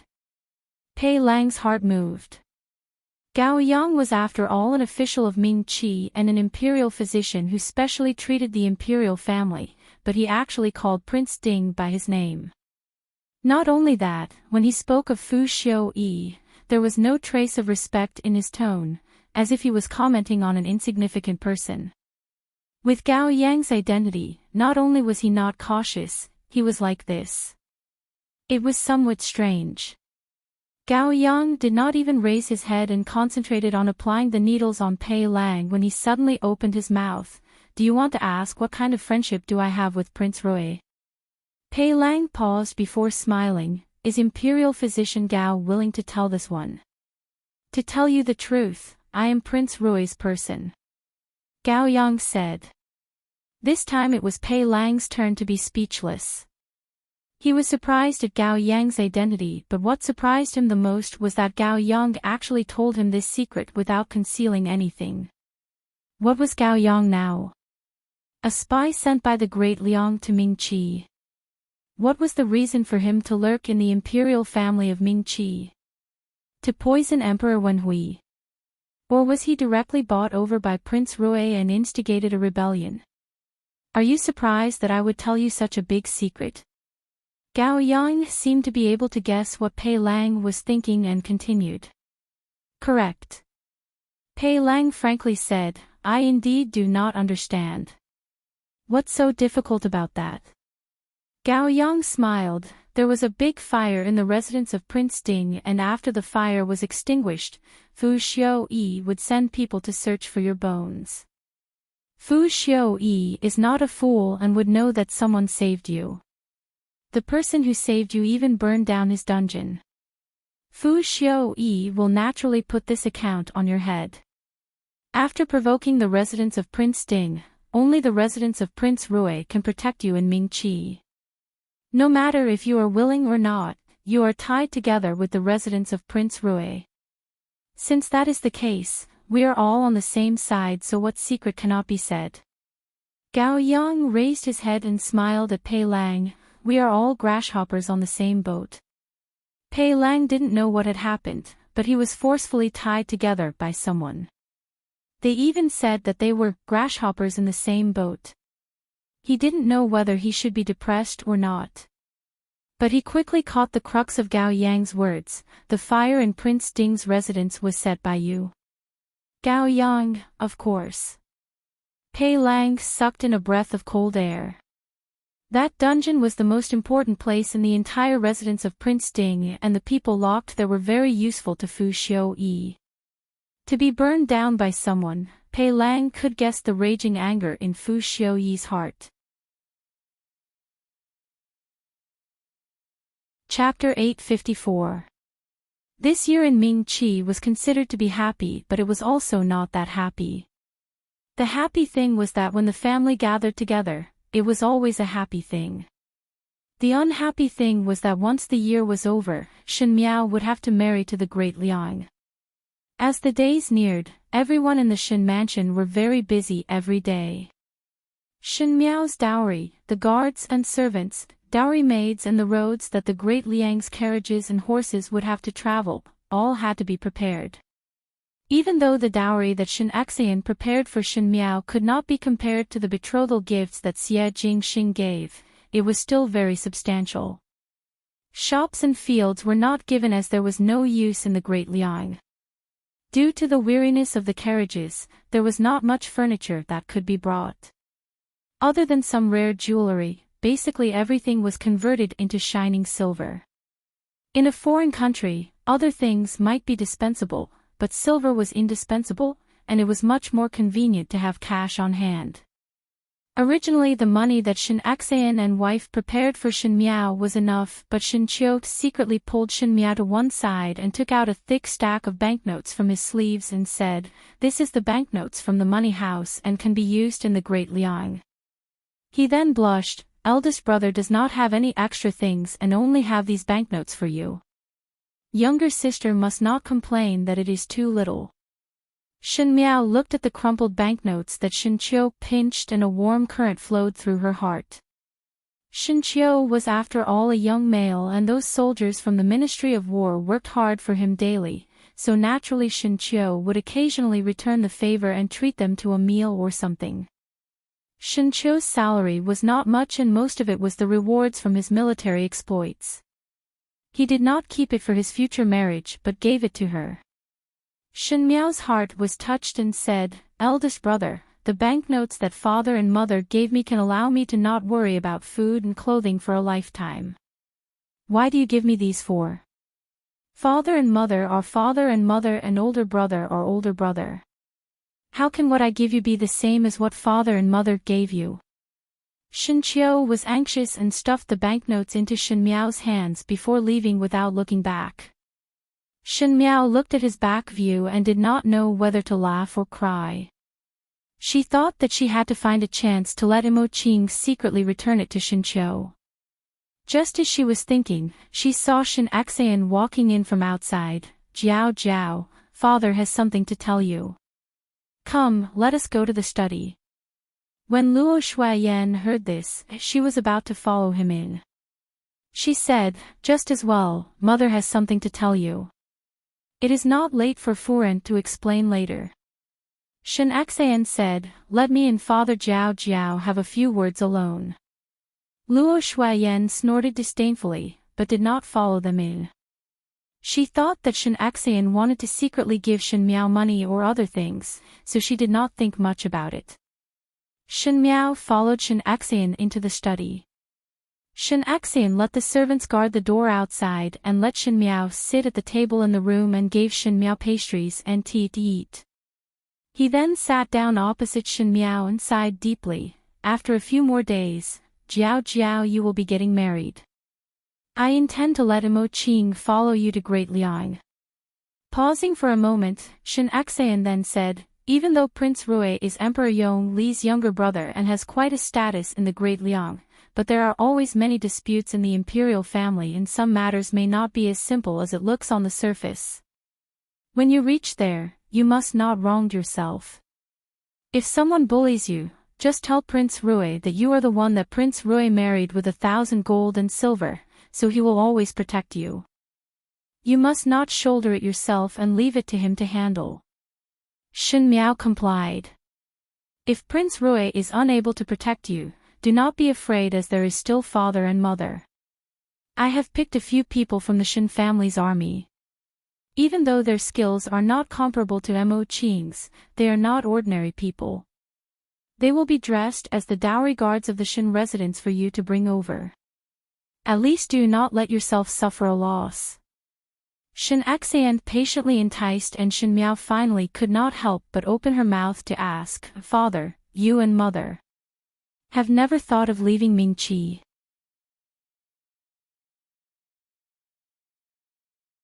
Chapter 855. Shin Axayan was startled and looked at Shin Miao without speaking. Since the words were already spoken, Shin Miao might as well say it all out. "Now that I have married to the Great Liang, the emperor will definitely be estranged from the Shin family. Even though father and mother are still military generals, in the future the emperor will not put you in an important position. The monarch's mind has always been hard to guess, and if the emperor has other thoughts, it is better to go to the Great Liang with the excuse of not feeling at ease with me. If one does not want the military power, then so be it. Anyway, if one stays in Mingqi, one day the military power would be taken back." Her words were very tactful, and if it was before, after hearing Shin Miao's words, Shin Axayan would definitely be somewhat at a loss. But that day Xia Jingxing spoke to him for a long time, and after listening to Shin Miao's hints, Shin Axayan immediately understood. He could not help but smile bitterly in his heart. So his own daughter had already reminded him so many times, but why did he not take it to heart even once? Was it because of the Shin family's teachings of being loyal to the country? Or was it that he did not believe that what Shin Miao said was true from the bottom of his heart? Shin Axayan said, "The imperial family wants to suppress the Shin family and is afraid of the military power in my hands, so they will definitely not let the Shin family leave Ming Qi easily. Moreover, they still want to use the Shin family to restrain you." Shin Miao was surprised for a moment. All along, she had scruples about Shin Axayan and dared not speak too clearly about the indifference of the imperial family of Ming Qi. It was not that Shin Axayan was foolishly loyal, but Shin Axayan was taught by old General Shin since young to be loyal to the monarch and serve the country. It was a long process for one to overturn the things that one had revered for decades, and some people would not be able to do it in their entire life. But at the moment Shin Axayan's words seemed to be able to see through it. Shin Axayan said, "Father knows of Jiao Jiao's concerns, but father still cannot leave. If father is determined, even if one uses some means, one would be able to leave." Shin Miao said, "The Tian family want to use the Shin family to restrain me, or use me to restrain the Shin family. The scheme is good, and one is not afraid of losing one's wife and losing one's soldiers." At the end, there was a faint hostility in her brows and her words became sharp. Shin Axayan laughed out loud. Originally one felt that Jiao Jiao was too gentle and graceful, and was not like a young lady from my military family. Now seeing you like this, it is exactly the same as this father, and has a bit of heroism. You're not afraid of power and have a clear mind. Very good. He took a sip of tea and said, with Jiao Jiao's intelligence, it wouldn't be difficult for her to find a solution. But what about the future? Future? Shin Miao was puzzled. What future? Jiao Jiao. Shin Axayan suddenly opened his mouth. The Tian family see the Shin family as a thorn in their eyes. Even if there is a day when Ming Qi is strong and prosperous, there will be a day when the Shin family will become a fish on the chopping board, waiting to be slaughtered. Shin Axayan gave a long sigh. Our Shin family is upright and not afraid of crooked shadows. Even if we die, we would not be afraid. It is just that we are not willing to let your mother, your eldest brother and you be implicated, and even more not wish for the Shin family to be upright for generations, and for the loyalty and virtuous reputation of your grandfather and ancestors to be insulted." Shin Miao's heart thumped. She had guessed what Shin Axayan was going to say, but she did not dare to believe it.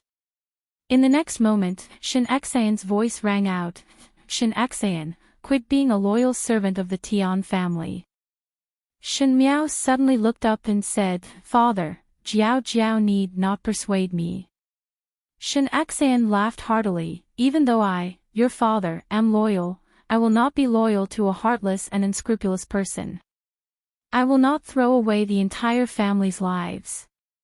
Just like what you have seen, if my Shin family were to follow you to the Great Liang now, and if there is a day when the Great Liang attacks the Ming Qi, the commoners would scold our Shin family as rebels and scold you for helping the evildoer. We will not carry this inexplicable stigma."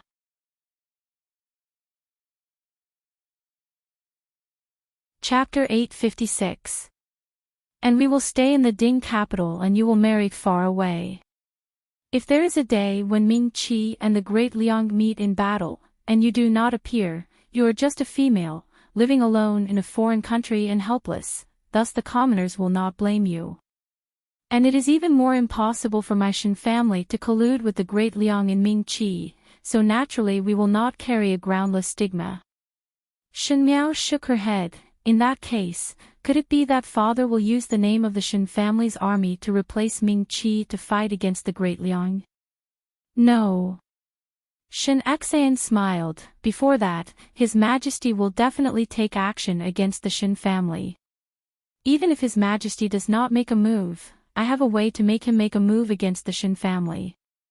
Shin Axayan looked at the tea on the table. the Tian family is suspicious and only need to do some tricks to let the Emperor hear some groundless rumors. The Emperor has been afraid of the Shen family for a long time and would definitely not be able to restrain himself from making a move. What he said was sarcasm. He had fought for Emperor Wenhui for many years, protected the country and risked his life many times, but as long as a villain said some slanderous words in front of Emperor Wenhui would forget about the loyalty of the officials and would not hesitate to kill the other party. Once there was a threat to his throne, or if there was a little bit of doubt, Emperor Wenhui would not leave behind a disaster for himself. Wait till that day.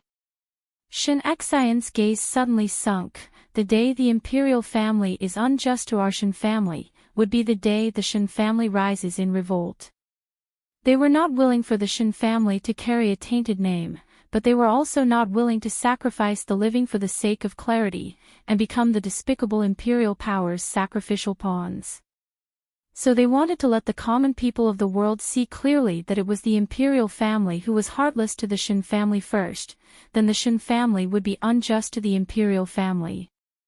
Perhaps as compared to the imperial family, the formidable great general with outstanding military exploits would have a higher prestige among the common people of Mingqi. Shen Xian wanted to make use of this point to have a contest of hearts with the imperial family. This was the counterattack of the Shen family against the heavenly family of Mingqi. But Shen Miao was not thinking about this point at the moment. What she thought was that this was not Shen Xian's style of doing things. The people of the Shen family were straightforward. They would speak their mind and would not play with other people's schemes. Other than on the battlefield, they were as magnanimous as a piece of white paper most of the time. This was why Shen Miao had always taken on everything by herself since she was reborn. Firstly, the Shen family could not scheme against a person's heart. Secondly, she was afraid that in the eyes of the Shen family, her current appearance would be seen as scheming and sinister. But what Shen Xian was doing now was plotting in the dark. It was impossible for Shen Xian to take the initiative to do such a thing. Whether it was because he heard what others said or someone made a request, Shen Miao almost immediately thought of one person, Xie Jingxing. She looked at Shen Xian and wanted to speak but was speechless.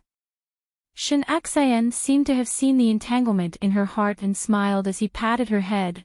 Originally I always felt that Zhao Jiao would not grow up, but after Zhao Jiao was alone in the Ding capital, she grew up. I used to think that it's not good for little girls to be too mature, but now, I'm very glad. He smiled and said, in this way, even if father and mother aren't around, Zhao Jiao can protect herself.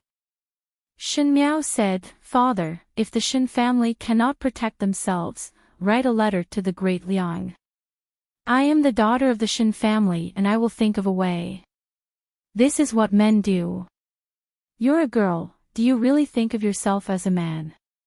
Shen Xian laughed in spite of himself, but our family's Zhao Jiao is the best young lady in the world. Thinking about it, it is still a loss to marry Prince Rui. Shen Miao felt that her nose was a little sour. It seemed that at this moment, she clearly understood that in this lifetime, she was about to leave her family. Even though Prince Rui is a little cunning and sinister, he is still trustworthy. Since he promised to marry you, he would protect you. If you like him, then do not worry about anything. Like what you like and do what you want to do.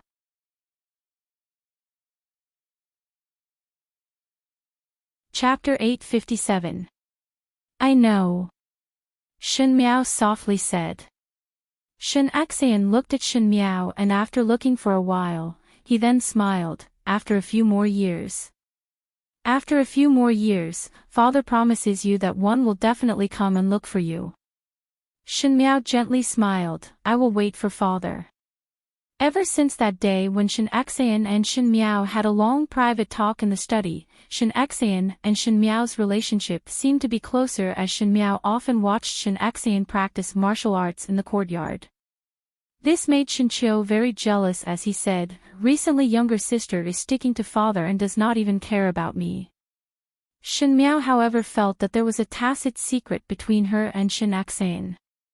Shen Axayan had become the person who understood her the most in the Shen family, thus there were no scruples when speaking. Most of the time, she was advising Shen Axayan on how to guard against the heavenly family.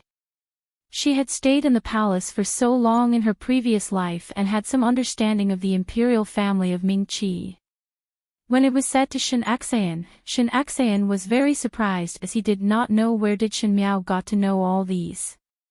Naturally, Shen Miao did not hesitate to push all the credit to Xie Jingxing, which made Shen Axayan to be more vigilant of Xie Jingxing.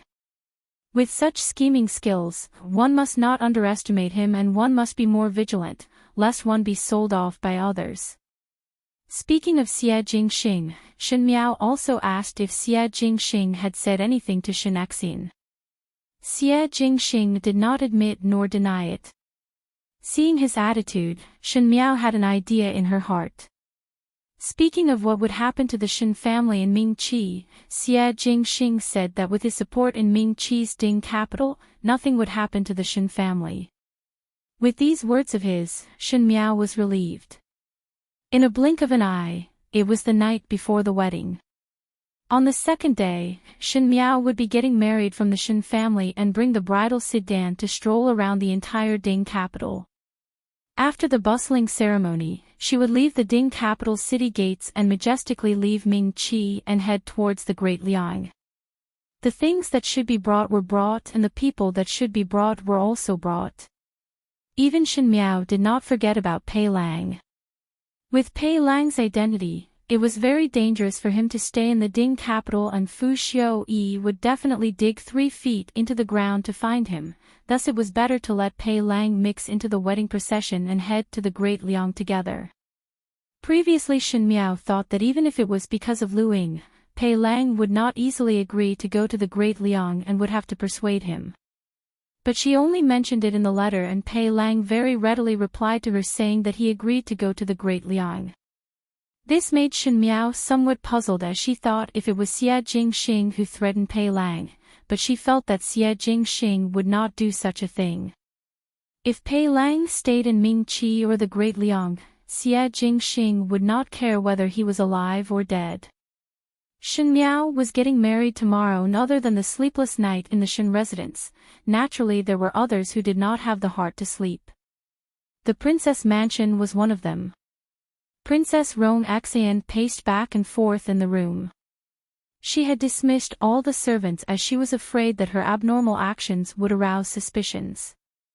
Ever since she discovered that Prince Rui was Xie Jingxing, even though Princess Rong Axayan had a lot of doubts, she never took the initiative to go to the residence of Prince Rui to ask Xie Jingxing. She knew that there were many eyes and ears in the Ding capital, and even though she was a princess who did not care about worldly affairs, it did not mean that there was no one who did not pay attention to her every move. If there were people who discovered something and followed the vines to the melon to find out Xie Jingxing's identity, what would happen at that time? Princess Rong Axayan would always remember some old feelings towards Xie Jingxing. She was wary of him, suspicious of him and vigilant of him, but could not forget the past years of companionship. She could not forget that in those lonely days, it was Xie Jingxing who came to talk to her, allowing her to pass through the difficult times of being a widow. One's feelings were very complicated and there was no pure love or hate. If one could clearly distinguish love and hate, most likely many things in the world would become much easier. The most difficult thing was that love was mixed in, thus one could not harden one's heart and act as if nothing had happened.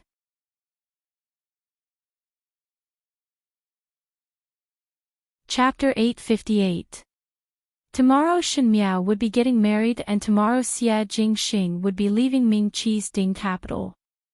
When Xie Jingxing returned to Great Liang and once again step into Ming-Chi, when would it be? Would he meet with her on the battlefield at that time? Or would he bring people to flatten Ming-Chi's Ding capital? Princess Rong Axayan was Xie Jingxing's previous Imu and was also the princess of Ming-Chi. In front of the country and family affection, one had to make a choice. Not to mention that there was an element of deception in this family affection. After a moment, she walked to the table and sat down before taking out a pen and paper. She dipped the pen in ink and was about to write on the paper but stopped her actions just as she was about to write, as if she was in a dilemma. When this letter was written and sent out, no one knew what was waiting for Xie Jingxing. Perhaps it would be thousands of people criticizing him, or perhaps he would be in danger. But there was one thing that was certain. When this letter was completed, it represented that she had made a choice. The feelings that she had with Xie Jingxing in the past would vanish at this moment. It was a painful matter for Princess Rong and Xie Jingxing to turn from a close relative to a person with hatred.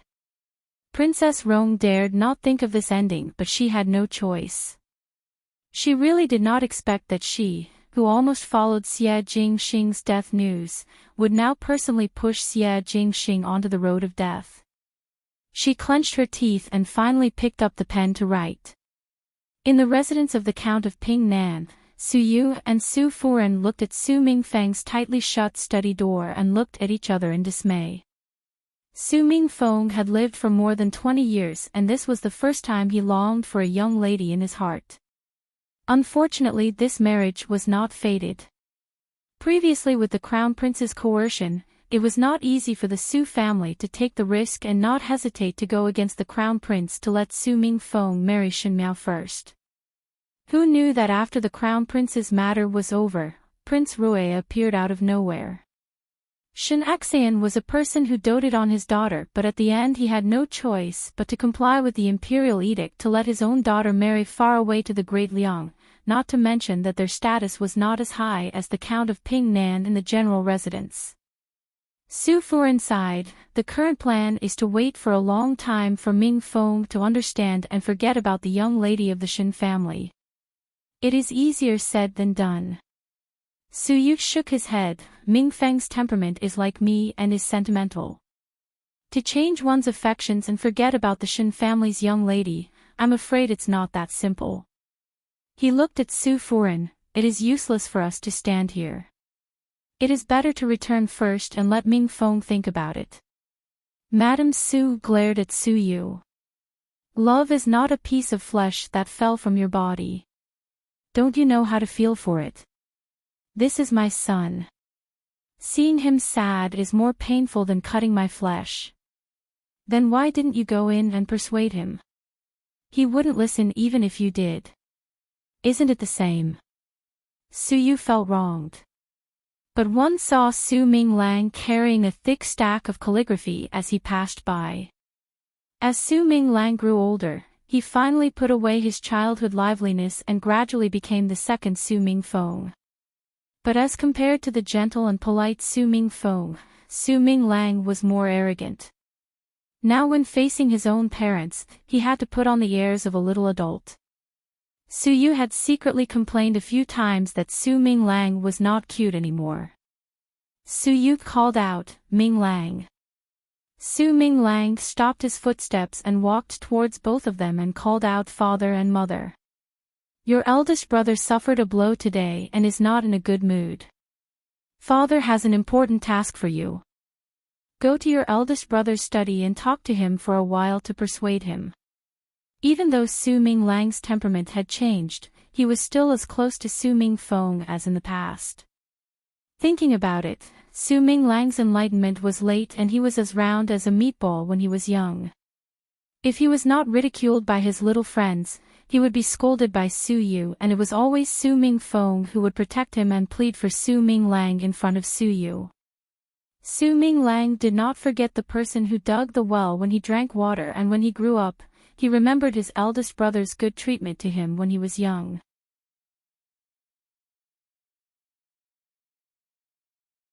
Chapter 859. Su Furen also said, "Right, right. Minglang, let your eldest brother teach you how to write, or let him play with you for a while. Never let him be idle." Su Minglang looked at the husband and wife and said in a deep voice, "You all want me to persuade eldest brother not to be upset over older sister Shen's marriage." Su Yu, Su Furen, Su Minglang looked at the lit-up light in the study and said, "Us two brothers need to speak some intimate words." If father and mother have nothing, then leave first. I will not let eldest brother drown himself in the river. After choking for a long while, Su Furan then said, then one has to thank Ming Lang.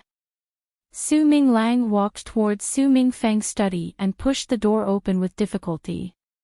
He saw Su Ming Feng sitting in front of the desk with a somewhat anxious and complicated expression.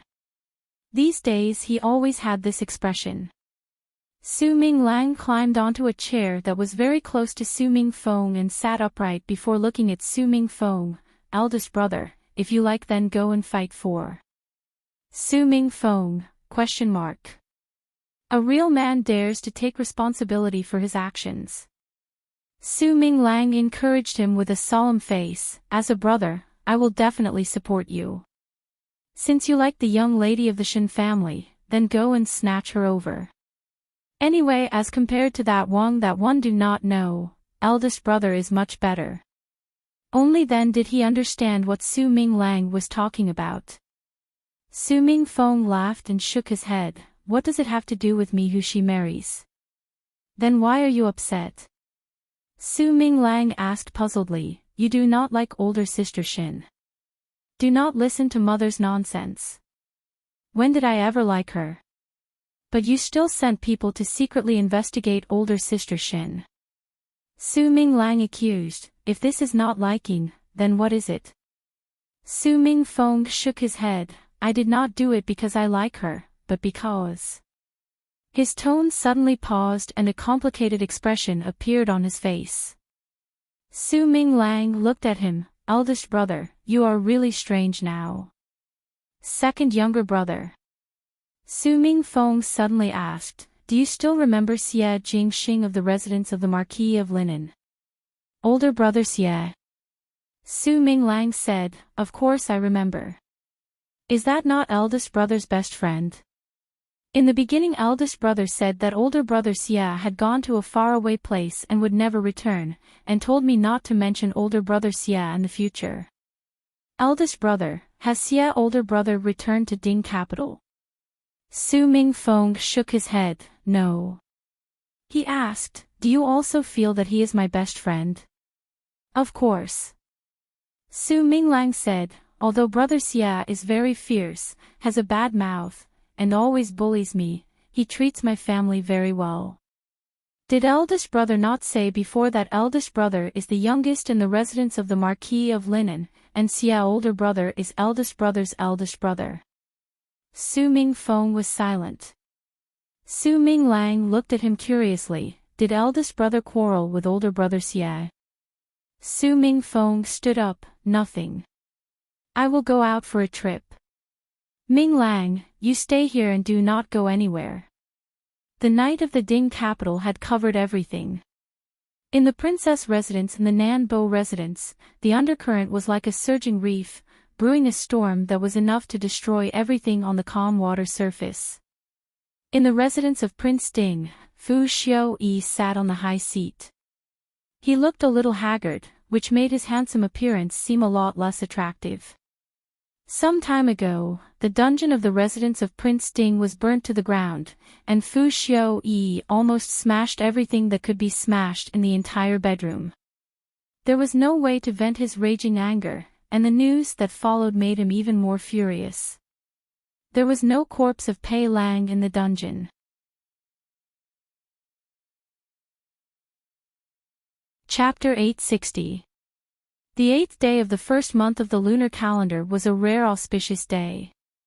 It was good for weddings, funerals, and traveling. When the sky brightened, Shen Miao was woken up by Jing Zhe and Gu Yu to dress her up. Originally Shen Miao thought that she would not be able to sleep the night before, but who knew that when that day came, she slept exceptionally sweetly. It was as if he had returned to his carefree childhood days. Because she had slept well, her face looked even more radiant, and her complexion was extremely good. Bai Lu and Shuang Jiang brought some exquisite pastries for Shen Miao, and the pastries were made in small sizes. Bai Lu said, young lady should first eat something to fill your stomach. Today's marriage ceremony is complicated, so you cannot starve during the journey. She then picked up a small bowl of porridge and said, "This is the winter porridge that Madam personally cooked for Miss this morning. Drink it and you will be blessed with good luck." Shen Miao picked up the bowl and slowly drank. He couldn't help but feel a little emotional in his heart. In the previous life, when she married Fu Xiu-yi, she cried and quarreled with her family out of spite and forced Shen Xian to agree at the end. However, for this marriage, there were more people watching the show than giving their blessings. At that time, Luo Shuayan was so angry with her that she fell ill. She barely managed to finish the whole wedding ceremony. How could she have the mood to cook porridge? Unlike now, when everyone in the Fu was happy and worked hard for her with all their heart. Shen Miao herself vaguely felt that this marriage seemed to be extremely good. After eating, Luo Shuayan came in, followed by a middle-aged woman. This woman didn't look very outstanding, but people couldn't help but stare at her. She was also very particular about her clothes, which made people remember her at first glance. "This is Mei Nyangzi from the Ding capital," Luo Shuayan said with a smile. "Today she specially came over to be your wedding matron." Shen Miao was slightly surprised. Mei Nyangzi was a very famous person in the Ding capital. She came from an official's family, but from a young age she disregarded her family's opposition and started to do business. Their businesses were rouge, face powder, clothing, and jewelry. There were countless of pampered daughters raised in the Ding capital, and the daughters of officials did not lack money as long as they could satisfy their love for beauty. Moreover, Lady Mei's clothes, jewelry, rouge, and face powder were the best of the best. Although Lady Mei was a businesswoman, no one dared to look down on her. However, Lady Mei's most outstanding skill was putting on makeup and dressing people up. There was once a Wang Ye of Ming Qi who married a consort, and that consort had some friendship with Mei Nyangzi, thus Mei Nyangzi became her bridesmaid. Afterwards, there were people who said that the appearance of the Wang Ye's bride was the most beautiful since the founding of Ming Qi. Lady Mei was the other person's wedding matron because the other person had a friendship with her, but others did not have that luck. Mei Nyangzi had never been a matron of honor for anyone in all these years. Shen Nyangzi, and said, "Mei Nyangzi, and Lady Nyangzi Shin Nyang Shin Shi Shin Shin Su Li Su Shin, and the lady, and Shin, one lady, one, as long as princess does not despise this lady's craftsmanship, this lady will be satisfied." These merchants always had a sharp mouth and would speak according to the person and speak according to the ghost. Naturally, Shen Miao did not believe in the words of affinity and thought that it could be that Shen Xian had given this Mei Nyangzi a large sum of money.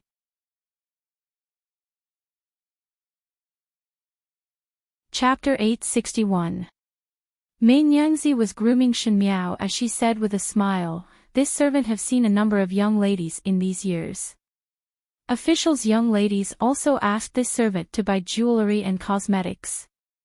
This servant have seen all the young ladies in the Ding capital, but there is no one that can compare to the Wang Fei's bearing. She smiled and said to Luo Shuayan, "Furen, do not blame this servant for being talkative. The Wang Fei does not look like Furen. Furen is candid and frank while the Wang Fei is graceful and luxurious. Even the nobles in the palace are inferior."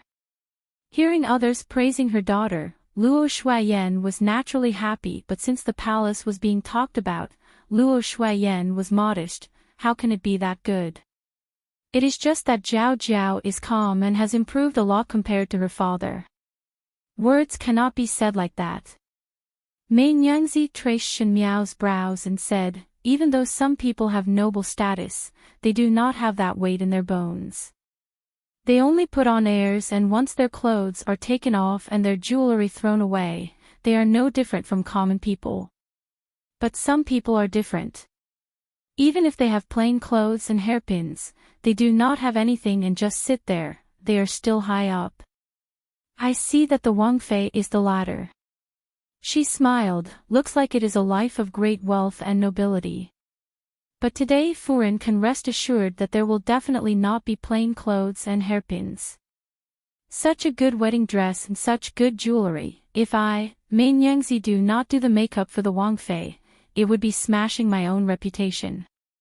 One must let the Wang Fei be the first in the Ding capital. Shen Miao allowed Mei Nyingzi to fiddle with her as she listened to Mei Nyingzi speak. Thinking that this Mei Nyingzi seemed to know how to read people, she found it interesting and carefully listened to their conversation. This bride's makeup was done for a full 1 hour. Even if it was a light powder, one had to use a small brush made of wool to brush it carefully. The rouge was also the most natural. Eyebrows like a crescent moon, lips like flower petals, but the most beautiful thing was the eyes. Shen Miao's eyes had always been clear and distinct. They had the pureness of a newborn fawn. But today, Mei Nyingzi had gently hooked the ends of her eyes. Her eyes were still as pure as before, but there was a bit more grace for no reason. There was a feeling of being the mother of the world. Luo Shuayan was startled by this sudden thought. Mei Nyingzi said with a smile, "There's nothing to worry about right now. After a while, the person who will add to the dowry will come. Furin, stay here and accompany Wang Fei. Nujia will go find some fragrant leaves to make fresh fragrant leaves for Wang Fei to wear." Luo Shuayan agreed. Shen Miao sat in front of the table as Luo Shuayan looked at her bewitching daughter in the mirror. She was both happy and reluctant as she held Shen Miao's hands firmly. "Jiao Jiao, today you are going to be married and mother has a few words to tell you." Shen Miao said, "Mother, speak, I will listen." When a daughter gets married, the mother has to say a few words.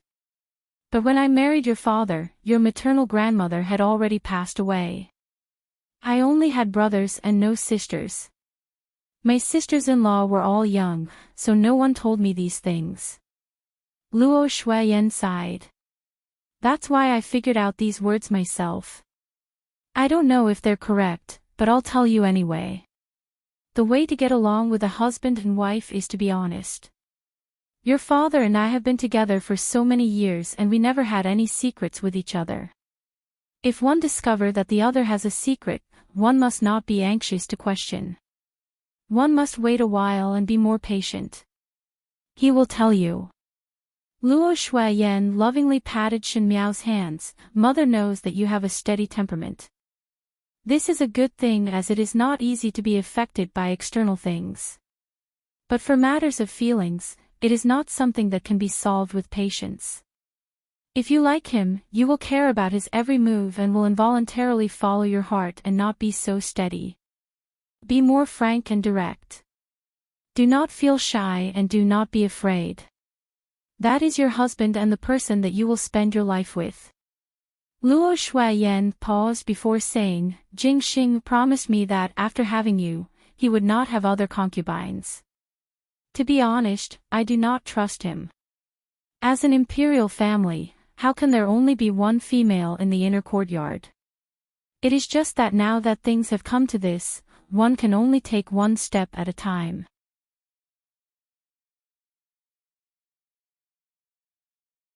Chapter 862. Shen Miao's eyes hung down and heard Luo Shuayan speaking again, "But our Shen family's daughter will never compromise.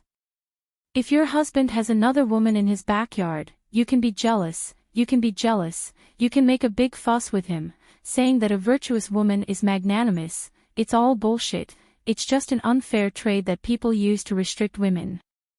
If that day ever comes, you don't have to treat him as your husband in your heart. You can't control other people's hearts, but you can control your own. As for the rest, if you want a divorce, father and mother will help you." Shen Miao first looked at Luo Shuayan in surprise before laughing in her heart. Yes, the Luo family did not have any Tongfang concubines, and the environment that Luo Shuayan lived in since young made her believe that she would only be a pair of lovers for the rest of her life. If Luo Shuayan's words were heard by others, it would be shocking, but Shen Miao felt very warm. Luo Shuayan always considered her feelings and would not let her feel wronged. As for how others felt, what did it have to do with her? Thinking about how Fu Xiuyi's birth mother, consort Dong Shu, always requested her this and that, requesting her to be virtuous and magnanimous, and even took the initiative to recruit a Sufei for Fu Xiuyi not long after they got married, it was really a clear contrast. Luo Shuiyan suddenly took out a small booklet from her sleeve and said, "Jiao Jiao, this. Keep this well. After the wedding ceremony is over, find some free time to read it." Shen Miao was still somewhat baffled and took it over before asking casually, "What is this?" Luo Shuiyan's face turned red and she stammered, "You need to understand." Seeing that Shen Miao was about to open it, she quickly held Shen Miao's hand and said, "Do not look now. Later. You can read it later when you're alone." Shen Miao nodded her head, and just as she wanted to ask a few more questions, she saw Luo Shuiyan's unnatural expression and suddenly understood, and her face was burning hot. She had never seen the spring painting before. In the previous lifetime when she got married, the entire Shen residence was in a mess and she even forgot to bring this booklet with her. Afterwards, on the day of their marriage, Fu Xiuyi did not consummate the marriage with her, not to mention looking at this. She and Fu Xiuyi's consummation was done in a hurry and Fu Xiuyi was extremely perfunctory. Even though Shen Miao had not seen the spring paintings before, she had heard others talking about it later on, and there were also the newlyweds studying the spring paintings, but she had never experienced these before. He didn't expect that after getting married again, the regrets of his previous life would be fulfilled. Just as Luo Shuiyan and Shen Miao were feeling somewhat awkward, footsteps were heard from outside. Luo Tan pulled Feng and Ning and walked in. Seeing that Luo Shuiyan was also present, she said, "Gumu, we are here to send Biao youngest sister's dowry." Luo Shuiyan was just feeling awkward. Seeing that the two of them had helped her out, she let out a sigh of relief. She smiled and said, "Then you guys talk first. I'll go out for a while and come back." After Luo Shuiyan left, Luo Tan circled around Shen Miao and exclaimed, "Biao youngest sister, you are really too beautiful today. She's even better than the fairies." Not bad. Feng and Ning had always been picky and had the temperament to pick bones from eggs. At this moment she also nodded her head and said, "It is the first one in Ming Qi." Ever since Shen Qiu gave her a cold face, Feng and Ning came less often. But this time when Shen Miao was getting married, even though she was afraid of Shen Qiu, she still plucked up her courage to come. "Heard that it is Mei Nyangzi who made the wedding matron for you." Feng and Ning said, "No wonder she is so good-looking that even I could not recognize her." Biao youngest sister is born to be good-looking. Luo Tan giggled as she took out a small box from her back. "This is my gift to you as a dowry." Shen Miao opened the small box and it was a thing that looked like a lump of iron, but she did not know what it was. Before Shen Miao could speak, Feng and Ning took the lead and asked, "What is this? It is really too shabby for you to give this to Shen Miao."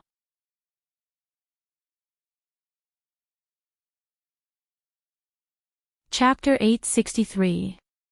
What do you know? This thing is called a compass. Luo Tan said, "It is different from those that are used in the military camp, which can only be used in general. This can be used very accurately. It is something that came from the Eastern Sea and it is said that it is only used in the fleet." Older brother Ling brought 10 back and said that he wanted the craftsman to make more for the army. "It was not easy for me to get one, it is fine if you do not want it." Shen Miao quickly closed the box, "Many thanks." Luo Tan's lips twitched. "I feel that Biao youngest sister do not lack anything and Prince Rui also sent such a big betrothal gift, so there is no lack. Sending gold and silver jewelry or whatnot would not be comparable to Prince Rui's, and I would only be asking for humiliation if I were to send it. It is better to send something more practical. Take this compass, as one is unfamiliar with the Great Liang, and if one were to get lost one day, perhaps it would be of great use." Shen Miao smiled, that is very reasonable. This is more special than gold and silver jewelry. Luo Tan proudly looked at Feng and Ning. Eldest young lady Feng, what did you send? Take it out for us to take a look and broaden our horizons. If it is some gold and silver jewelry, then forget it, as it is not interesting. Feng and Ning glared at her and said unconvinced, what is a compass? Our Feng family does not have anything, so why would we send such tacky things? She opened her box and took out a small bottle from it and said, there are 3 Yuan Gui Yuan pills inside. Do you know about the Yuan Gui Yuan pill? It is something that the medical scholars of the previous dynasty made to extend one's life, and there is no market for it. She placed the bottle together with the box into Shen Miao's hands and said in disgust, your character is not likable, and there are people chasing after you in Ming Qi, much less in the Great Liang. If there is any unexpected mishap, just take 1 Yuan Gui Yuan pill and it will save your life. She then added, but one think that a scourge will live for 1,000 years and you will live for a long time. Shen Miao smiled gently, many thanks. Feng and Ning's words were awkward, but her intentions were good. Shen Miao smiled at the preciousness of the Yuan Gui Yuan pill. Fu Xiu once used 1 Yuan Gui Yuan pill to bribe an advisor that he wanted to rope in. 1 pill was worth a talent and one could see its value. Feng and Ning took out 3 pills at one go. It was really generous. When Feng and Ning heard it, her eyes turned red and said, after this parting, one do not know if one would be able to meet again in this lifetime. You do not have any friends in Ming Qi, and since I know you, naturally one cannot let you lose face. One cannot not take out the dowry that was given. As she spoke, she choked up and said, it is not that I cannot bear to part with you, but I feel that after giving you such a big gift, if you are not able to add to my dowry for my marriage, it is not worthwhile. Shen Miao did not know whether to laugh or cry and said, if you are to get married, I will always get someone to send your dowry back and will also write to you from time to time. I will not let you send it for nothing. Feng and Ning then felt slightly better. Shen Miao suddenly thought of something and took out a letter from her sleeves and said to Feng and Ning, now there is a letter. After today's matter, read this letter and then let your eldest brother read it. Luo Tan and Feng and Ning were surprised at the same time. Luo Tan giggled, could it be that youngest Biao's sister feels sorry for eldest brother Feng and did not agree to eldest brother Feng's marriage proposal, so she specially wrote a letter to express her apologies. Finishing, she shook her head, but why let Ning read it? Do not bother about this.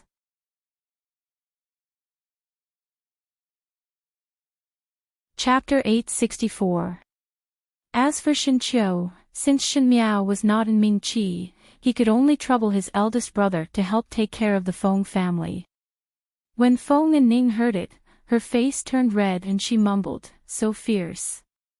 Who needs his help? These words were not heard by Shen Miao. Shen Miao did not have any sisters and had even fewer friends in Ming Qi. Most of those who came to add to the dowry were looking at Luo Shuiyan's face, and those young ladies wanted to please Shen Miao. Most of the gifts were gold and silver jewelry. When they saw each other, there were those who were jealous and envious as they all praised Shen Miao's wedding dress and new dowry.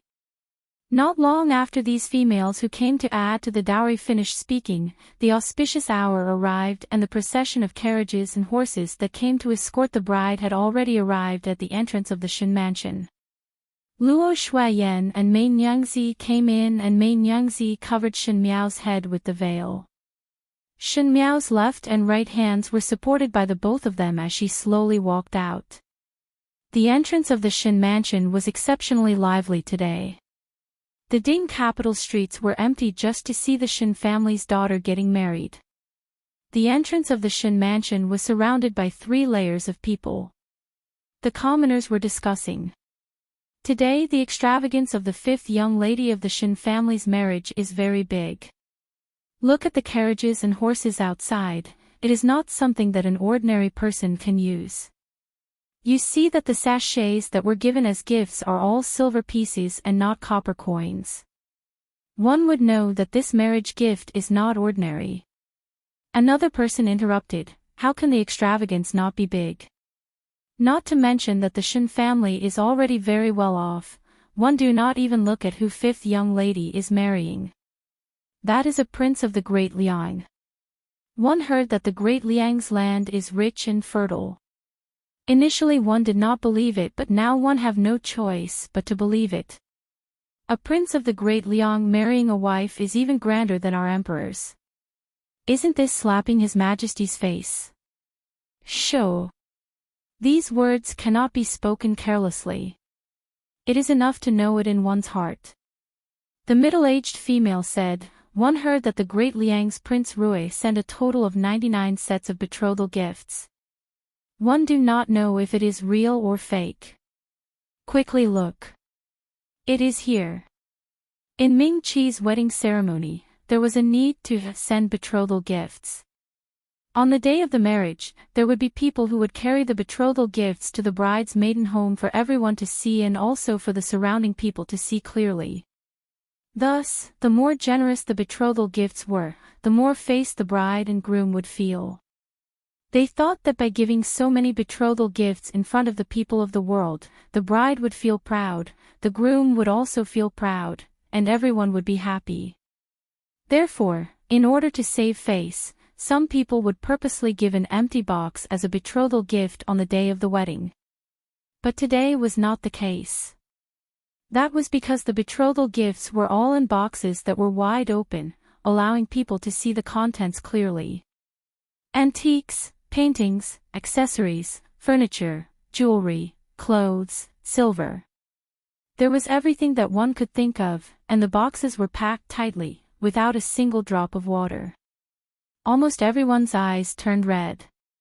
But no one dared to make a move. Even the most arrogant thieves and robbers did not dare to act rashly. Because around the manservants who were carrying the boxes, there were all Great Liang soldiers. The soldiers were wearing thick armors and their treasured swords were unsheathed by their sides. They did not look angry and their footsteps were orderly, as if as long as there was someone with bad intentions, they would immediately drag that person out and behead him. This kind of prestige and fierceness made others not dare to come close. The crowd spontaneously opened up a path to let those people carrying the betrothal gifts pass. Some people were curious and really used their fingers to count one by one, 1, 2, 3, 4. The long queue seemed to have no end, and the sound of people sucking in cold air was heard one after another. Until the last number, someone shouted out, it is 99 sets. 99 sets of betrothal gifts. 99 sets of betrothal gifts.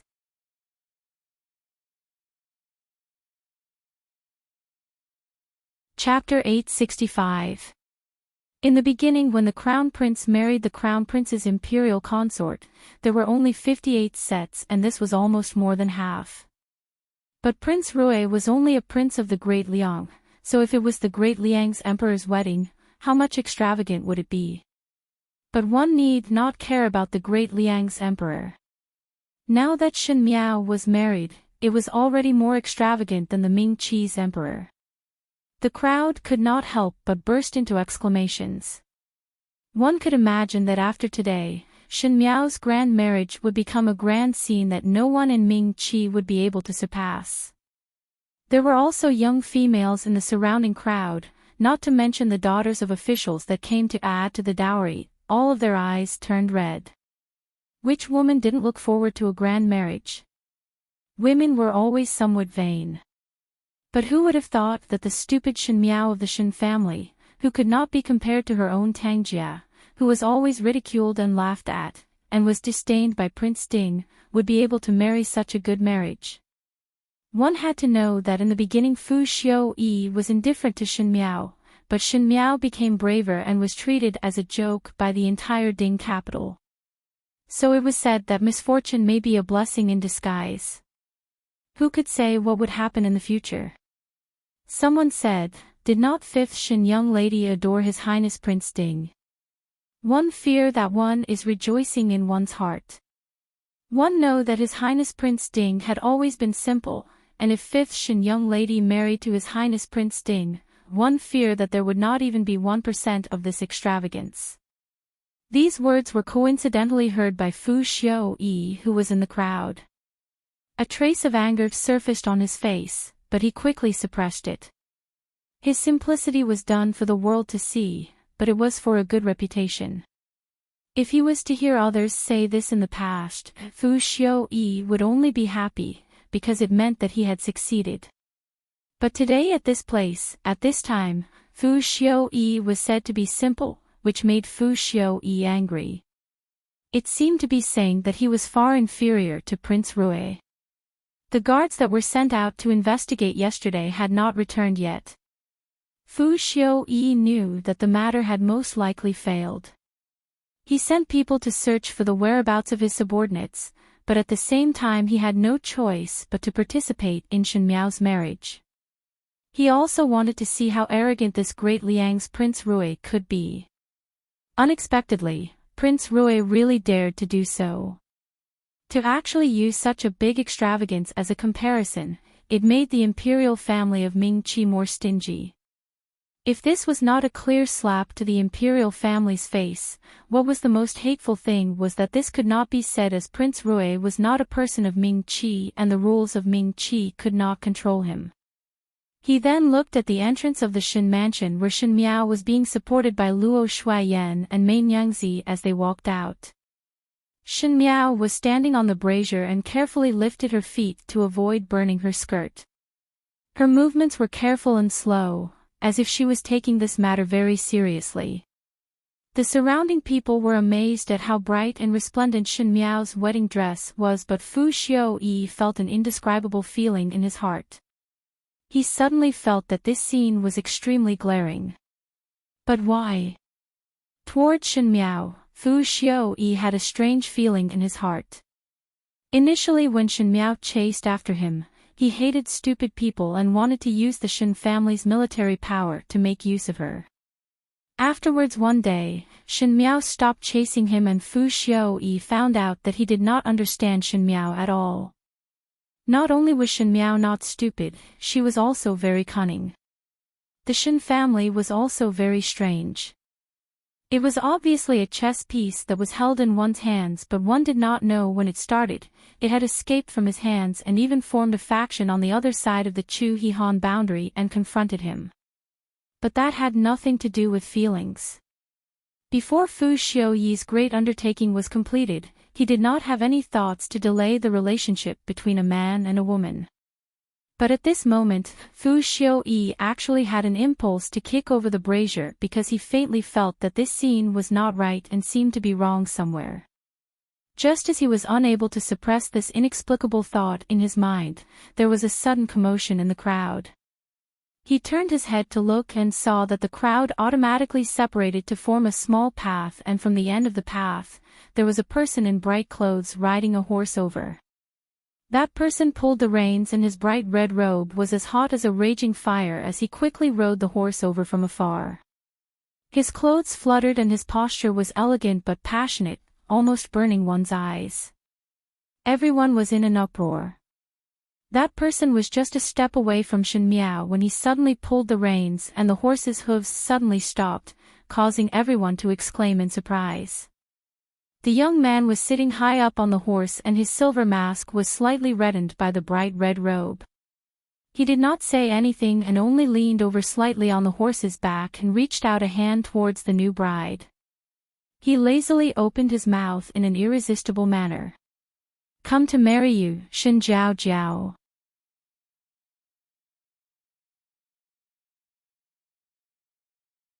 Chapter 866. Come to marry you, Shen Jiao Jiao. His tone was casual, but his posture of reaching out from the horse was extremely serious.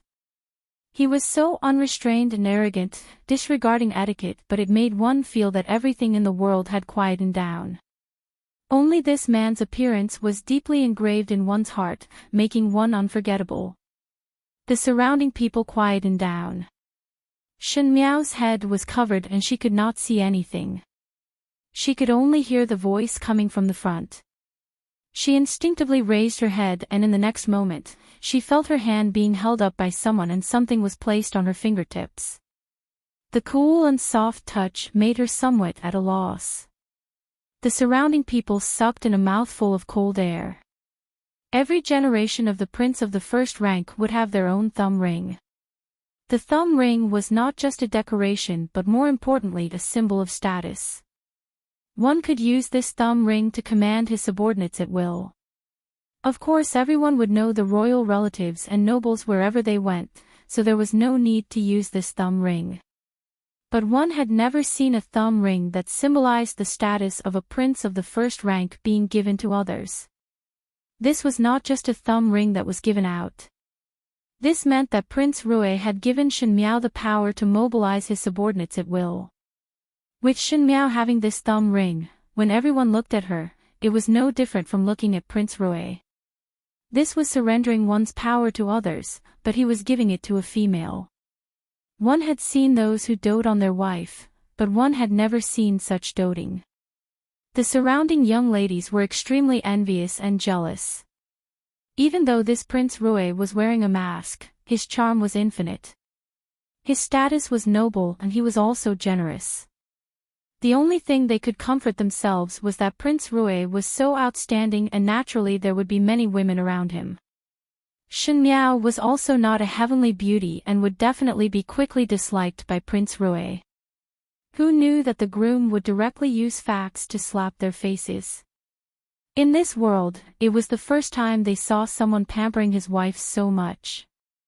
Why was it that the fifth young lady of the Shen family had such a good life? One did not know what good fortune she had cultivated in her past life. However, in this world, misfortune and fortune depended on each other and misfortune lurked within. Everyone would never have thought of the things that Shen Miao had experienced in her past life. After Prince Rui put the thumb ring on Shen Miao's hand, his thin lips hooked up and he slightly leaned over and a kiss was imprinted on the back of Shen Miao's hand. There was a tingling sensation on the back of her hand and Shen Miao naturally guessed what it was and could not help but blush. It was fortunate that her head was covered and others could not see her embarrassment. Prince Rui straightened up and Mei Nyangzi hurriedly sang with a smile, "Enter the betrothal gifts, lift the dowry." After carrying the dowry, as the mother, she had to personally feed the bride some sesame dumplings. The dumplings were small and there were peanuts, lotus seeds and sesame seeds mixed inside, implying to give birth to a noble child early. Luo Shuayan scooped it up with a small spoon and Shen Miao slightly lifted a corner of the lid and swallowed the sesame balls that Luo Shuayan fed her.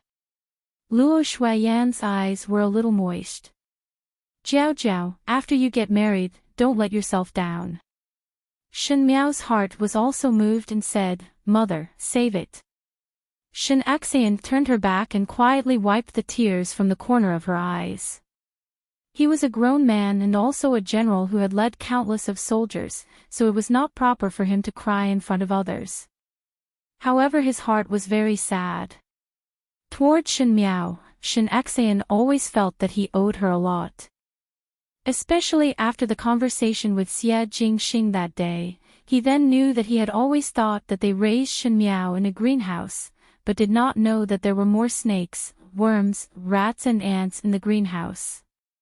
In those years that no one discovered, she had gradually grown up. Before there was time to make up for it, before there was time to do anything, Shen Miao was about to get married. From a crying baby to a babbling little girl, and now to a slender and elegant bride, Shen Xian was filled with emotions. Shen Qiu walked over. The bride's brother was responsible for carrying the bride onto the sedan.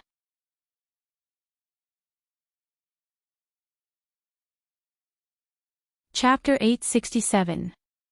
Shen Miao laid on Shen Qiu's back and Shen Qiu walked exceptionally slowly as he spoke softly, "Younger sister, you are too thin. If you were to marry to the great Liang, when I see you again, as long as you are thinner than today, I will look for Prince Rui to settle accounts. Shen Miao, quickly give birth to a niece for me. A nephew is also fine." Shen Qiu's voice was naive and did not have the bravery of the battlefield. He said, "I will come and see you." Shen Miao buried her head in Shen Qiu's neck and acted like a spoiled child to him, mushed. Prince Rui, who was on horseback, saw this scene and his brows twitched. After Shen Qiu carried Shen Miao onto the sedan and the curtain was lowered, Mei Nyingzi started to sing. The most grand event in the world is the joy of a wedding. The monarch did not hear of the saints, a mouthful of food, a ladle of drink, in a shabby alley. One cannot bear the worries and one does not change one's happiness. Lang Jun is like this. Ah! Beautiful. The fifth lady of the Shen family. At the beginning of Nuwa, she refined 10,000 stones to mend the heavens, cultivated on the surface, and melted into the inside. She was really a gentle and graceful lady. Born to be a citizen, there are rules for everything. Lung Juan's appearance was dignified and his mannerisms were like a wild goose pagoda. Even though he was involved in the crowd, it did not change. The fifth lady of the Shen family was from the Ming Qi's Ding capital. She was gentle and virtuous, completely different from the vulgar, bewitching and elegant. Her appearance was dignified and her mannerisms were reserved. Even Shi Zi's appearance could not compare. Today the marriage of Qin and Jean, tying the hair to become husband and wife, loving and inseparable. 1 Yang first moves, 2 surnames harmony, 3 abundance, 4 beauties, 5 generations of prosperity, the phoenix divination. 6 rites completed, 7 virtuous gathered, 8 gathered, 9 harmonized, 10 perfect and flawless, envy the one and harmony. A pair of lovers leave a shadow, matchless country scholars tie the knot. Lift the sedan, the wedding is a success. Mei Nyingzi's voice was bright and cheerful and the lyrics were pleasant to listen to. When she finished singing, everyone applauded and cheered. The servants who were preparing outside suddenly threw out the copper coins that were pasted with gold foil. The crowd swarmed and said auspicious words as they snatched the money and sweets at the same time. It was bustling with activity. Shen Miao sat in the bridal sedan chair. Although she could not see what was happening outside, she could clearly hear the surrounding movements. It was bustling, which made her heart feel perturbed. She comforted herself that it was not her first time getting on the bridal sedan, so what was there to be nervous about? However, when she did it again, her hands still couldn't stop trembling. Lowering her head, she saw the white jade thumb ring on her fingertip. It flickered with a bright and clean color, and she couldn't help but reach out to touch it. The bearers outside began to lift the bridal sedan. The bearers that Xie Jingxing found were naturally good and the sedan chair was lifted very steadily and did not sway at all. Prince Rui sat on a tall horse and walked at the front. There were large red silk flowers hanging on the horse's body, making him look very dignified. His posture was lazy but elegant, and everywhere he went, the commoners cheered and laughed. This was actually very valuable because Prince Rui was not a person of Ming Qi and the relationship between the Great Liang and Ming Qi was very subtle. But even so, the commoners seemed to respect Prince Rui a lot. Perhaps it was because the other party was generous, or perhaps it was because some people felt comfortable just by looking at him.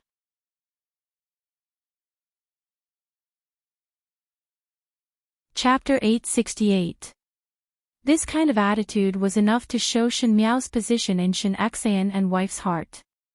At the back of the crowd, Luo Shuaiyan, who was riding along with the wedding procession, secretly turned her head and said to Shen Xian, "Is this really good?" Shen Xian said, "Since he dares to send, we dare to accept. Moreover, he sent 99 sets and our residents cannot afford so much dowry. If it is less, others would laugh at us." Luo Shuaiyan did not speak anymore. Out of the 50 sets of Shen Miao's dowry, 20 sets were from Prince Rui. On that day when Prince Rui came over to send the dowry, a piece of paper fell out from the dowry box. Luo Shuaiyan saw clearly that it was the list of Shen Miao's dowry. Prince Rui also knew that his betrothal gifts were too shocking and the Shin family would definitely not be able to afford a matching dowry, so he simply settled the dowry himself. Even though there were only 20 sets, these 20 sets were firmly filled to the brim. In other words, Prince Rui had given the Shin family 118 sets of dowry. It was because of this that Shin Qiu's impression of Prince Rui became better. After all, the other party was not stingy with spending money on Shin Miao's marriage and was a very straightforward person. The streets were filled with gongs and drums beating in joy. Fu Xiuyi was mixed in the crowd but did not continue to follow. He only felt that this scene was very eye-catching and his face was cold as he turned his back to the sedan chair and left. Naturally, Emperor Wenhui was the same as him. Emperor Wenhui had long heard from his subordinates that Prince Rui's marriage was grand and was even more glorious than him, the emperor. This was like slapping his face. The more glorious Prince Rui was, the more the Ming Qi's imperial family looked like a cold cicada. Of course, the thing that made Emperor Wenhui the most unhappy was not this but that he was originally unwilling to this marriage. If it was not for Prince Rui using the few cities at the border to threaten him, he would not have made this move. He was obviously not willing for Shin Miao's marriage, but he still had to write an imperial edict to Prince Rui. The Shin family's good chess piece was wasted just like that. As long as Emperor Wenhui mentioned that Prince Rui was getting married today, the scene of Prince Rui threatening him in the imperial study to bestow marriage would appear in his mind. His chest would be stuffy and he would not take the initiative to find trouble for himself. He then let the eunuchs in the palace receive the wedding gifts that Prince Rui sent over and closed the palace doors tightly. He then returned to Yang Exean Hall to lie down and did not allow anyone to disturb him. This marriage had to be done in Ming Qi and the bridal sedan had to be carried around the Ding capital, but marriage was a matter of both parties. Prince Rui's family was in the Great Liang and originally after the bridal sedan bypassed the city gates, it was to leave the city but Prince Rui insisted on completing all the formalities in the Ding capital. Thus the ritual of greeting one's parents was held at the altar in the Ding capital. The altar in the Ding capital was a place that the emperor would use when he appointed the Empress. Needless to say, this was an additional reward that Prince Rui requested from Emperor Wenhui. No matter how unwilling Emperor Wenhui was, he could only agree. On the altar, Ming Yangzi carefully helped Shin Miao down from the bridal sedan and Luo Shuiyan and Shin Exean who followed along sat at the other end of the altar. Bow to heaven and earth, bow to one's parents and bow to one another as husband and wife. This was Ming Qi, so naturally Luo Shuiyan and Shin Exean accepted Shin Miao's bow, but Prince Rui's imperial father and Empress mother had already passed away for many years.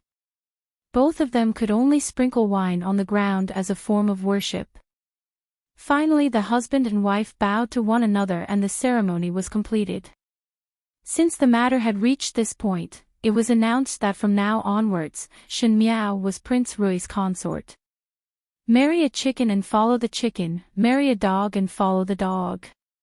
She was after all a great Liang person. In the midst of everyone's cheers and laughter, far away from the crowd, Ji Yushu was talking to the people beside him. Oh, really did not expect that third older brother would really marry Shin young lady. He sighed. 2 years ago I could see that third older brother treated fifth Shin young lady differently but did not expect that she would become my sister-in-law. But it is also quite good. I initially thought that with third older brother's temper, ordinary young ladies would not be able to handle it, but fifth Shin young lady is different. With her around, I am assured.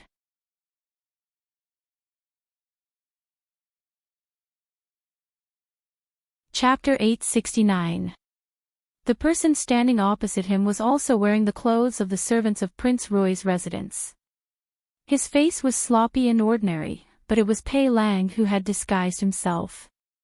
Pei Lang finally agreed to follow Shin Miao to the Great Liang. Just like what Shin Miao said, he had already completely offended Fu Xiuyi, and if he continued to stay in Ming Qi, not only would he not be able to gain any benefits, he might even implicate Luing. Fu Xiaoyi had many eyes and ears, and perhaps one day he would be able to find out his details. It would be better to bring Luing back to the Great Liang with him and take drastic measures. Even if Fu Xiaoyi really discovered something, he would also be helpless. On one hand it was for Lu Ying's consideration, and on the other hand it was because Pei Lang himself wanted to do so. As for knowing that Prince Rui's real body was Xie Jingxing, that was a matter of a few days ago. He was recuperating in the residence of Prince Rui, and when he went out to the courtyard at night, he happened to see Prince Rui's back facing him. When he went up to greet, he saw the true face of Prince Rui. Prince Rui did not wear a mask. Pei Lang knew that if a person like Prince Rui wanted to conceal something, he would definitely not let his guard down. Obviously, he had intentionally, accidentally, let Pei Lang see his face. Perhaps he was using his identity to declare something. Now Pei Lang understood why Prince Rui would do that. Pei Lang kept persuading Shen Miao to think about the marriage with Prince Rui. Towards a prince of the Great Liang, Shen Miao's understanding of the other party was still too shallow. But when Prince Rui became Xie Jingxing, many things were different. Xie Jingxing and Shen Miao knew each other and seemed to have some friendship. Since Shen Miao already knew that Xie Jingxing's identity was a prince of the Great Liang, their relationship was definitely not ordinary. He raised his eyes and looked at the couple on the altar who were dressed in wedding clothes. The man was talented and the woman was beautiful. They were a perfect match. An inexplicable sour feeling welled up in his heart. For a person like Shen Miao, even though she always schemed against people's hearts and made use of everything around her, she was an extremely stubborn person. No one could change what they had decided on. For example, if she hated Fu Xiaoyi, she could use all means, even if it meant risking her life to draw a line with Fu Xiaoyi. Actually, if she wasn't willing, no one could force her. His gaze then fell onto Prince Rui. To create such a big scene and force the imperial family of Ming Qi to retreat step by step, who would believe that the Great Liang would always be content in a corner? She was the golden phoenix that soared to the ninth heaven, and he was the true dragon that could call the wind and summon the rain. Ji Yushu glanced at him and patted his shoulder before speaking sympathetically. A fair and graceful lady is a gentleman's desire. Gentleman Pei must not be too sad. When we return to the Great Liang, with Gentleman Pei's grace, there will be many young ladies who adore you. At that time I will let young lady Xiao Yao introduce your sisters to you. Even though Ji Yushu still remembered that he was locked up in the tower prison for a period of time because of Pei Lang, but seeing Pei Lang this sorrowful today, at the end he did not hit him when he was down. Pei Lang was embarrassed to be seen, but he stubbornly looked at the couple, refusing to move his eyes away. Ji Yushu sighed softly in his heart. Gao Yang also followed them back to the Great Liang today, but he was the imperial physician of Ming Qi in name and had some status and things to pack.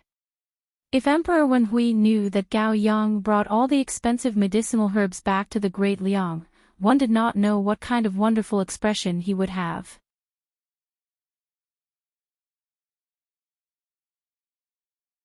If it was not for Luo Shuiyan stopping him, one feared that Shen Qiu would have fought with Xie Jingxing on the spot.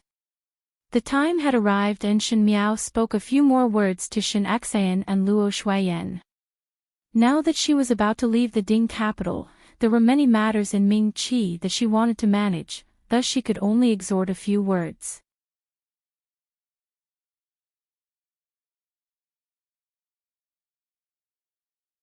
Chapter 871. Luo Shuiyan wiped her tears and said, "Jiao Jiao, you must write back." The curtain of the horse carriage was put down and the long convoy of guards moved forward one by one, carrying the heavy dowry as they moved forward in an imposing manner. And at the front, Xie Jingxing was sitting upright on the horse, but the horse kept following the carriage and from time to time he would talk to Shen Miao through the curtain of the carriage. It made Jing Zhu Guyu and the few maids giggle. The journey was naturally very far, and from Ming Qi to the Great Liang, it would take a few months of journey. In the past lifetime, she had also left the Ding capital city gates and traveled to the Qin country. But the carriage that she sat in after the country was not as comfortable as it was now. At that time, there were very few servants and palace maids, not to mention people who would protect her and accompany her to talk. Faintly, there was some joy in Shen Miao's heart. Until the evening, it was time to find a place to rest outside. Just as she was thinking about it, the convoy suddenly stopped. Shen Miao's heart tightened. There were often bandits on the roads outside the city. Could it be that they had met with thieves blocking the road? But after thinking about it, Xie Jingxing's subordinates were highly skilled and there were many of them. One feared that they would be able to defeat the thieves blocking the road. Even though she was not afraid, her heart was still suspicious, so she simply put down the veil and lifted the curtain of the carriage. Jing Zhiguyu exclaimed as Shen Miao had already jumped off the carriage. One saw Xie Jingxing stopping his horse in front, and in the middle of the road, there was a person wearing a black bamboo hat leading the horse and blocking the front. He said, "Hey, as a brother, do you owe me a bag of money?" That was Su Mingfeng's voice.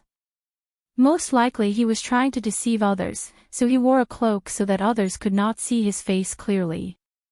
He followed from afar, or perhaps he had arrived here in advance and was far enough that he was not afraid of others hearing the conversation here. Shen Miao was slightly startled, but Xie Jingxing had already flipped down the horse and walked in front of Su Mingfeng. Su Mingfeng took out a letter from his bosom and smashed it on Xie Jingxing's chest. "My congratulatory gift." He then whispered, "The letter that was sent out from the princess residence was suppressed by me." "I know." Xie Jingxing's lips hooked up, "but many thanks." Su Mingfeng was surprised for a moment before his voice became angry. "You know? By the way, you have eyes and ears everywhere. I'm afraid you've already hidden your men everywhere. Every movement in the princess mansion can't escape your eyes. Even if I didn't suppress this letter yesterday, you still have a way to take it away." Xie Jingxing declined to comment. "You." Su Mingfeng grabbed Xie Jingxing's collar and pretended to beat him up. Jingzhe and Guyu jumped in shock, but Tai Yi and the rest did not step forward to stop them. Su Mingfeng suddenly let go and said angrily, "Scoundrel." Xie Jingxing raised his eyebrows. "I am very happy that you are willing to send me off." Su Mingfeng was silent for a moment before saying, "This is the last time. This is the last time I'm here to send you off." He raised his head. "Loyalty and righteousness can't be both, but this time, I'll still choose loyalty. After this, you and I are no longer brothers." He said, "I know what you're planning, so you don't have to persuade me or make me stay. Both of us will eventually reach the point where we will meet on the battlefield. When we meet again, we will be enemies and no longer have the feelings of the past." He said word by word seriously, "But now, you are still my, Su Mingfeng's, brother." There were some things in the world that made one helpless. Fate would always turn the closest person into the most estranged person. If one wanted to obtain something, one would have to give up some things.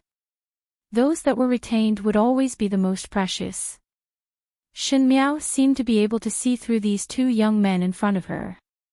Many years ago, when they were still friends, chatting and laughing, strolling from the streets of the Ding capital to the end of the alley, and then teasing the teacher together. Su Mingfeng slowly clenched his fist and placed it in front of Xie Jingxing. This was an action that both of them would often do when they were young. The males in the Ding capital would often use this action as a testimony of their brotherhood. When Su Mingfeng was young, he felt that this action was very cool, thus he let Xie Jingxing do it. Afterwards, as he grew older, he felt that this action was stupid and mushy, so he did not do it often. Xie Jingxing looked at him and suddenly smiled. He shook his head and also extended his fist to bump. Su Mingfeng looked up and laughed, "Delightful." He suddenly flipped up the horse that he came from and said to Xie Jingxing, "After today, both of us will no longer be brothers. But now that the sun has not set and the moon has risen, you and I are still best friends." He clamped the horse's stomach and the horse neighed. Su Mingfeng turned the horse around and left. "Today I will congratulate you once again. From today onwards, there will be no need to worry about food and clothing and a house full of children and grandchildren. A house full of distinguished friends and longevity is boundless." That gentle and always smiling young man's voice was bright and clear, and the ending sound gradually dissipated in the afterglow of the setting sun, and one could only see a blurry back view. Xie Jingxing's eyes were smiling, but his brows gradually became cold. He once again mounted the horse and whipped. He shouted, "Set off!"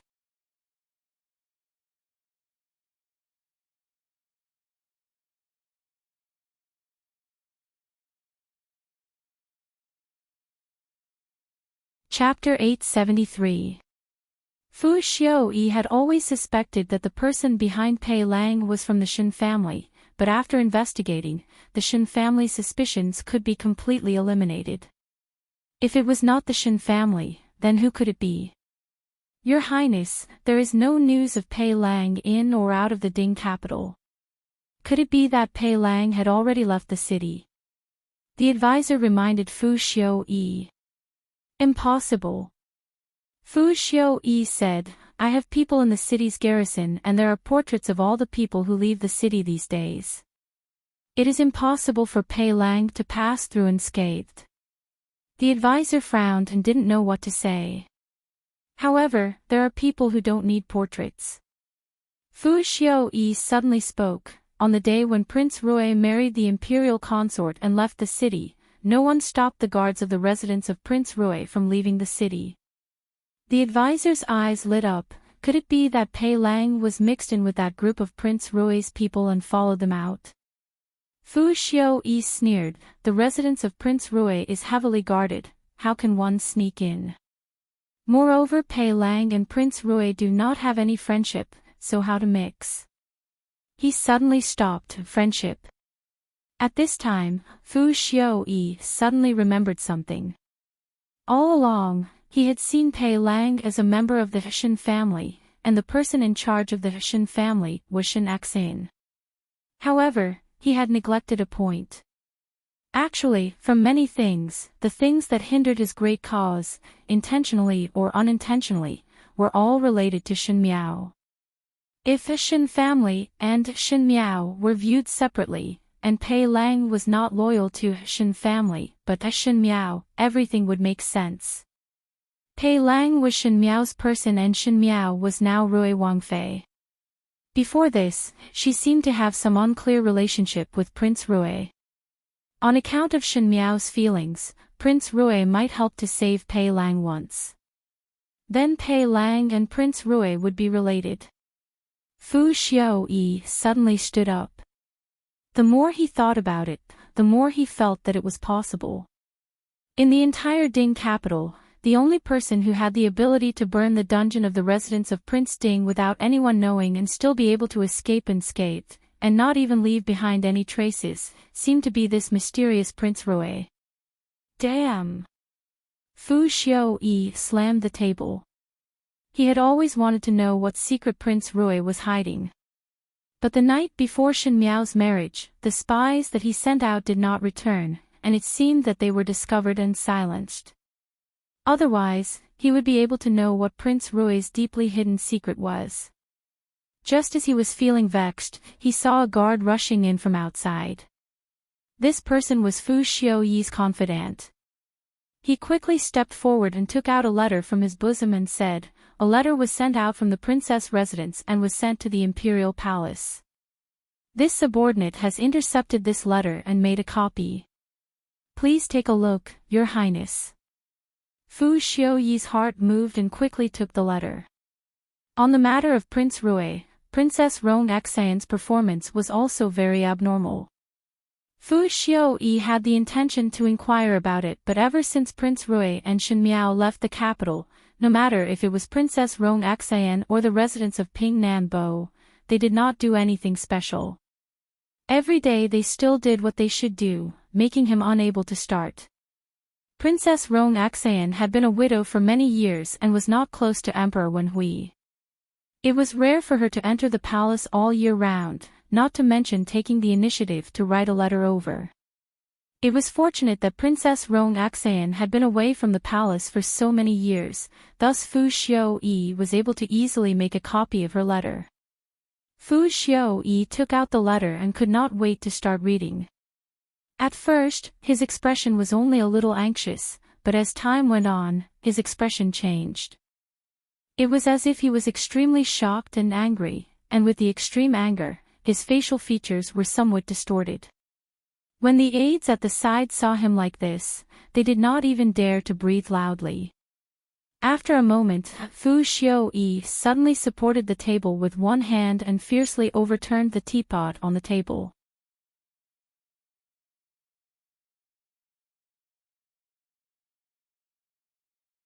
Chapter 874. The tea that was poured spilled all over the floor and the aides and confidants were shocked. Fu Xiaoyi was after all a person who did not show his emotions on his face. Even though he would occasionally be angry, he would not show it like this. It seemed that this was the first time one saw him lose his composure. Fu Xiaoyi only spat out a good word before ruthlessly smashing the letter on the aide's face. The aide hurriedly took it over and was stunned when he read it. In the letter, Princess Rong Axayan mentioned a matter and it was about Prince Rui. Everyone knew that in the past because Princess Rong Axayan and Princess Yuqing had a good relationship, Xie Jingxing who was born to Princess Yuqing was also taken care of. Even for Xie Jingxing, she did not hesitate to fall out with the residents of the Marquis of Linan. Afterwards when Xie Jingxing died in the battlefield 2 years ago, Princess Rong Axayan was very upset. Princess Rong Axayan naturally understood Xie Jingxing and in Zhifeng's heart, Princess Rong Axayan had raised a sensational matter. Princess Rong Axayan felt that Prince Rui of the Great Liang and Xie Jingxing were somewhat similar. Without any evidence, to suddenly say that Prince Rui of the Great Liang was similar to a person who had died for 2 years, the first reaction would definitely be that it was absurd. But Fu Xiaoyi had been paying attention to the princess residence for such a long time and had long discovered that Princess Rong Axayan was unusual. Needless to say, Fu Xiaoyi was almost certain that what Princess Rong Axayan said was the truth. There was no need to doubt that the real identity of Prince Rui from the Great Liang was Xie Jingxing. The aide's hands almost could not hold the letter steadily. Xie Jingxing was Prince Rui. What did that represent? It represented that Xie Jingxing was playing with the entire Ming Qi in the palm of his hands. If Xie Jingxing was still the heir of the residents of the Marquis of Linan and had private dealings with the Great Liang, then one feared that the Great Liang knew everything that happened in Ming Qi. Your Highness, Your Highness. The aide looked at Fu Xiaoyi and a trace of fear flashed in his eyes. Fu Xiaoyi indeed slowly calmed down, but upon closer inspection, his hands seemed to be trembling. Since Xie Jingxing did not die, then the matter of the northern Zhang Xie family army must have been exposed. He slowly said. The Xie family army had mixed in with the imperial family people and Xie Ding's confidant had given Xie Jingxing a fatal stab. Since Xie Jingxing did not die, it was assumed that he had investigated clearly. This also meant that everything that they did to the residents of the Marquis of Linan was seen by Xie Jingxing. So for this tribute of Ming Qi, what was Xie Jingxing doing here? Was it revenge? Fu Xiaoyi supported himself on the table. The advisor was also at a loss.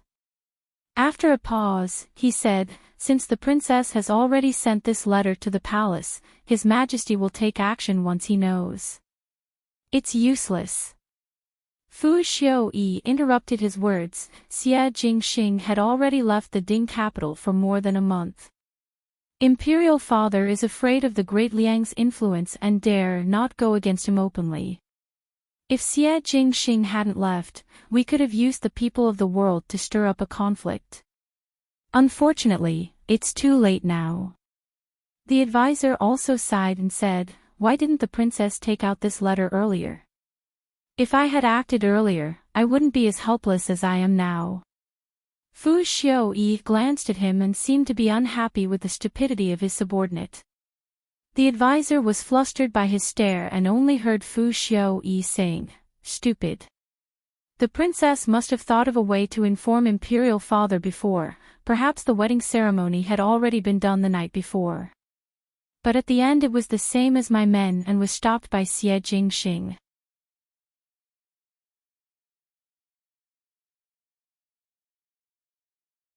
Chapter 875. Ever since Shen Axayan was promoted to the position of military commander, because he did not need to personally lead the troops, he did not go to the Ministry of War every day. Shen Qiu was still in his old position, being a small leader with Luo Ling in the garrison army. But the days were much more relaxed than before. Luo Shuaiyan and Shen Axayan discussed, "Why not after a few more days, we will bring up with His Majesty to return to the Shaochun city." Luo Shuaiyan sighed, "At least in the Shaochun city, one would not waste one's time like this."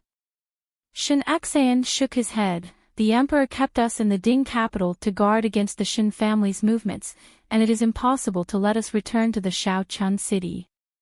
To stay in the Ding capital and become a chess piece to restrain Zhao Zhao, it would be easier to do things in the future."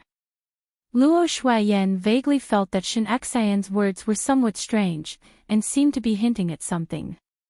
Just as she was about to ask, she heard Shen Axayan sighing, "Moreover, there is no news from Tanner. If one were to really return, I would not dare to see father-in-law or brother-in-law." "That is also true." Upon mentioning this matter, Luo Shuaiyan felt a headache. "I have already sent people to send a message to Zhao Zhao and the rest. It is just that Jingxing's subordinates are fast, and one do not know if they would be able to catch up in time. It would take time for them to come and go, and now there is no news. My heart is not at ease." On the day of Shen Miao's wedding gift, Luo Tan did not come to send it off. She said that it was because Shen Miao was not willing to bring her to the Great Liang to sulk, and also did not want to witness the parting scene. Luo Tan was somewhat willful in the Shen family, and everyone was helpless. On that day when Shen Miao left the city, it was already evening when she returned. Luo Tan's maid said that Luo Tan had already fallen asleep, and Luo Shuaiyan thought that Luo Tan was unhappy, so she did not disturb her. It was not that Luo Shuaiyan did not care about her niece, but even though everyone knew that Luo Tan was bold, they did not expect that Luo Tan would be bold to this extent.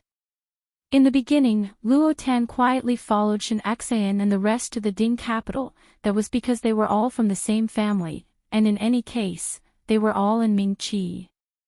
This time it was from Mingqi to the Great Liang, a completely foreign country, and the people accompanying were all Prince Roy's people. Luo Tan did not know them and most likely did not dare to. Who would have thought that this young miss of the Luo family would also have a fiery temper, and even dared to travel thousands of miles by herself? Until the afternoon of the second day, Luo Tan still refused to take a step out of the house with the excuse that she was not feeling well. Luo Shuaiyan finally realized that something was wrong. When she went to look for someone, she saw Luo Tan's maidservant trembling as she held a letter and knelt down to beg for mercy. While riding alone for 1,000 miles, Luo Tan confidently left a letter and followed Biao Mei's footsteps to the Great Liang that was full of food and clothes and crowded with people in the marketplace. Luo Shuaiyan jumped in shock and quickly sent people to chase, but Shen Miao's people had already left for a day and Prince Roy's team were not ordinary characters. Their footsteps were very fast and one did not know when they would be able to catch up. There was no news for a month and Shen Axayan and Luo Shuaiyan were still worried about this matter. I only hope that when the letter reaches Jing Xing's hands, Jing Xing will send some reliable people to send Tan back. Luo Shuiyan said. How would Luo Tan know about these things in the Ding capital? Even if she knew, she would only pretend that she did not hear it because there were more important things than these things. It was already evening time and the carriages would need to rest at this time. Naturally Shen Miao had already been arranged to stay in the houses along the way, but Luo Tan was miserable. She had mixed in with the group of martial artists in the residence of Prince Rui and rushed over. She had lived together with the Luo family since young and did not have the arrogance of a female and was even more presentable when she dressed up as a male, so no one discovered her identity for a moment. But every night was the time when she was in pain. The martial artists in the carriage were not like Shen Miao, a Wang Fei who could stay in her own room, but more than 10 men would sleep in a room together. A few of them would sleep on the bed, a few of them would sleep on the floor, and a few of them would even put the tables and stools together to sleep.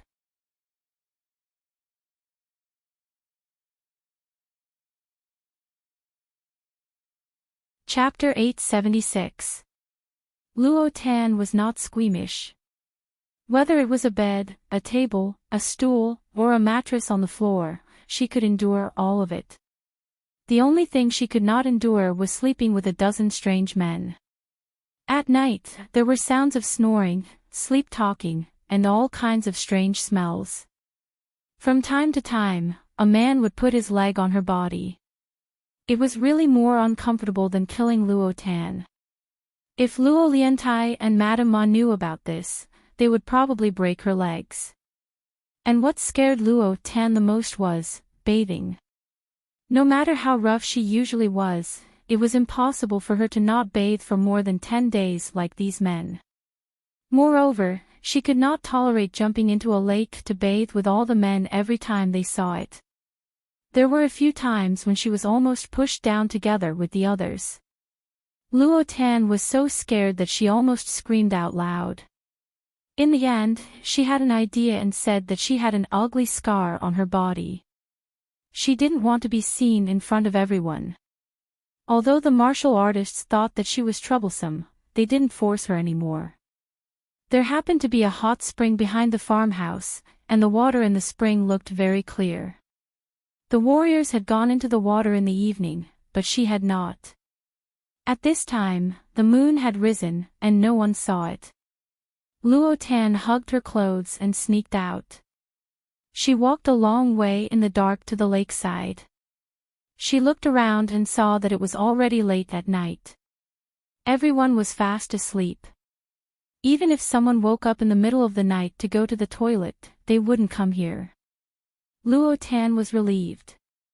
She quickly took off her clothes and went into the water wearing only a dudu. The hot spring water was warm and comfortable. It had been a long time since Luo Tan had such a blissful bath. She usually sneaked out at night when no one was around to burn firewood and take a bath. It was very troublesome, but now she felt extremely happy. As he looked at the moon in the sky, he thought, it's already been more than a month, and it seems that Luo Shuiyan hasn't caught up yet. I'm afraid I really can't catch up. Even if he managed to catch up, it seemed impossible to return. Since it was like this, should he make it clear to Shen Miao? Her cousin had a sharp tongue but a soft heart. She would not really do anything to her. In this way, she would be able to sleep in Shen Miao's room and would not have to bathe behind someone else's back. Just as she was thinking, she suddenly heard footsteps coming from afar. Luo Tan jumped in fright, afraid that someone was coming. She didn't know what to do, but she didn't dare to stay any longer. The footsteps were already very close, so she had no choice but to grab the clothes by the side of the rock and submerge herself into the water. Luo Tan knew how to swim, but it was not easy to bury her head in the water. The footsteps stopped at the edge of the hot spring but did not leave. Luo Tan gradually found it extremely difficult to breathe. She really wanted to raise her head and float to the surface, but she was only wearing a dudu. Even if she floated to the surface, she was afraid that her innocence would be ruined. No matter how carefree she was, at this moment, Luo Tan had to take care of her own sanity. She was as stubborn as the people of the Luo family. When that person stopped by the hot spring and refused to leave, Luo Tan desperately hid in the water and refused to come out.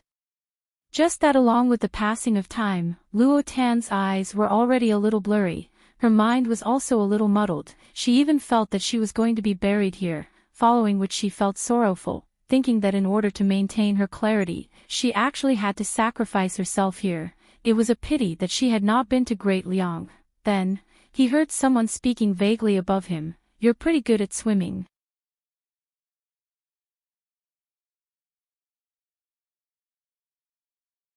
Chapter 877.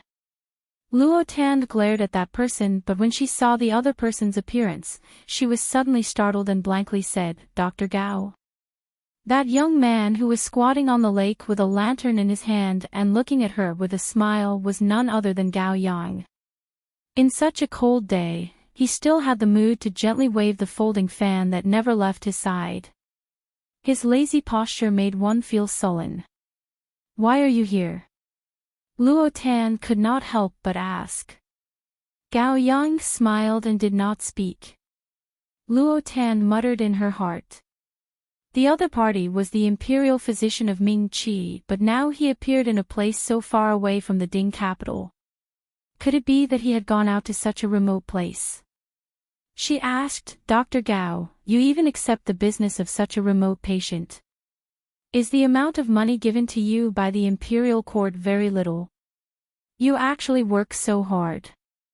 In her words, there was actually undisguised sympathy. Gao Yang choked on Luo Tan's words and said after a long while, "It is not what you think." Luo Tan looked at him, "Then why are you here?" Gao Yang stared at her calmly, "Then why are you here?" "Me?" Luo Tan confidently said, "I am youngest Biao sister's dowry, Biao older sister, to accompany her to the Great Liang." Gao Yang almost laughed out. Dowry Biao older sister, to think that she could think of it. He said, "Oh, I met a person a few days ago.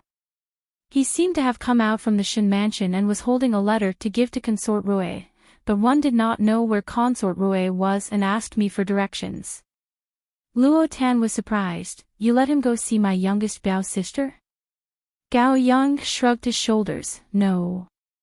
I saw that he was travel-worn and very tired, so I left him here with me and wait for him to rest enough before going." Luo Tan first gave a sigh of relief before becoming nervous. "Dr. Gao, you must not let this person see Consort Rue." "Why?" "He is a bad person." Luo Tan said, "He wants to frame me." "Never." Gao Yang smiled, "Frame you?" "Frame you from the Shen mansion to the carriage of the residence of Prince Rue and follow him to the Great Liang." Luo Tan, you. After a few words, Luo Tan stared at Gao Yang speechlessly. What to do? Gao Yang was somewhat distressed. If he were to send this person to Prince Rue, then she would be sent back to the Ding capital. Luo Tan blurted out, "No." It wasn't easy for her to follow them for so long, sleeping with those martial artists for a month, but all her efforts were wasted at this time. She refused to accept it. She looked at Gao Yang with determination. "What should I say so that you would keep it a secret for me?" Gao Yang said, "That's right. If you had said that earlier, I wouldn't have wasted my time here with you." Gao Yang said, "Tan."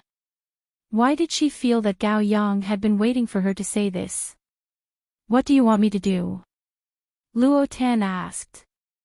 Gao Yang glanced at her and said, "Come out first." Only then did Luo Tan remember that she was still wearing a dudu while talking to Gao Yang. Although she couldn't see, she still felt embarrassed. Her cheeks immediately turned red. Fortunately, it was dark and Gao Yang didn't notice it. She said, "My clothes are all wet, I can't go out, help me find some clothes." Just now, In order to hide from the people who came, she was afraid that her identity would be discovered, so she could only hug her clothes and dive into the water. Now that her clothes were wet, she couldn't go out in wet clothes. Gao Yang thought for a moment, then started to take off his clothes. Luo Tan was shocked. What are you trying to do? Gao Yang took off his clothes and handed them to her slowly. I'm just giving you clothes to wear. What are you thinking about? Turn around. Luo Tan felt that this Dr. Gao was especially annoying today. She was being played around by him. Gao Yang turned around and said, "There's nothing worth seeing." Luo Tan didn't hear this.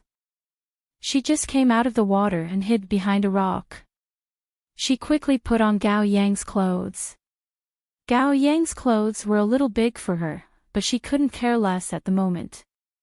After dressing, Luo Tan said to Gao Yang, "You can turn around now."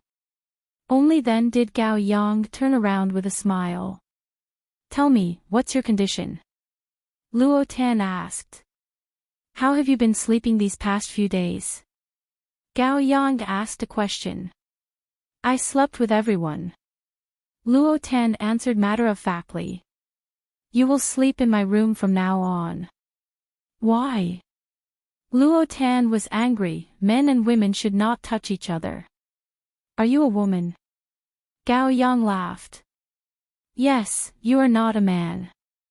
Luo Tan immediately retorted. Gao Yang said faintly, "The person who delivered the letter is still in my room. Sleep, sleep, sleep." Luo Tan quickly said, "I'm going to sleep now." Gao Yang waved his fan and walked away. Luo Tan followed behind. Why did she feel that Gao Yang seemed to be a different person compared to the Dr. Gao who was easy to bully? It was as if he had revealed his true nature.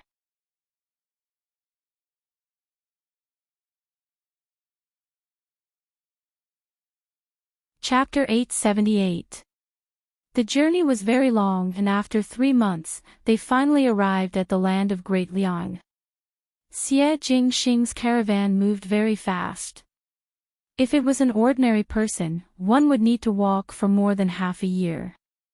Shen Miao was able to reach the Great Liang so early because the capital of the Great Liang was in Longyi. In her previous and current lifetime, Shen Miao had never been to the Great Liang.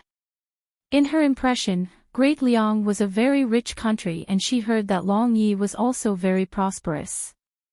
When Fu Ming was studying, he once told her that if there was a day, he also wanted to go and see how prosperous Longyi was and if Great Liang was as peaceful as described in the books. Now that time could not be turned back. Fu Ming and Wan Yu had already turned into dust, and she brought Fu Ming's wish to Longyi city of the Great Liang. These days, Shen Miao had already changed out of her wedding dress. Xie Jingxing had specially prepared clothes for her, and it seemed to be made according to the rank of the Great Liang's Qin Wang Fei. Their caravan arrived at the entrance of Longyi, and when the guards at the entrance saw Xie Jingxing, they did not even look at the token before letting them through. Moreover, this group of carriages was majestic, and it attracted a lot of attention when they walked on the streets of Longyi. The commoners shouted, "His Highness Prince Rui has returned with Princess Consort." Shen Miao's heart moved.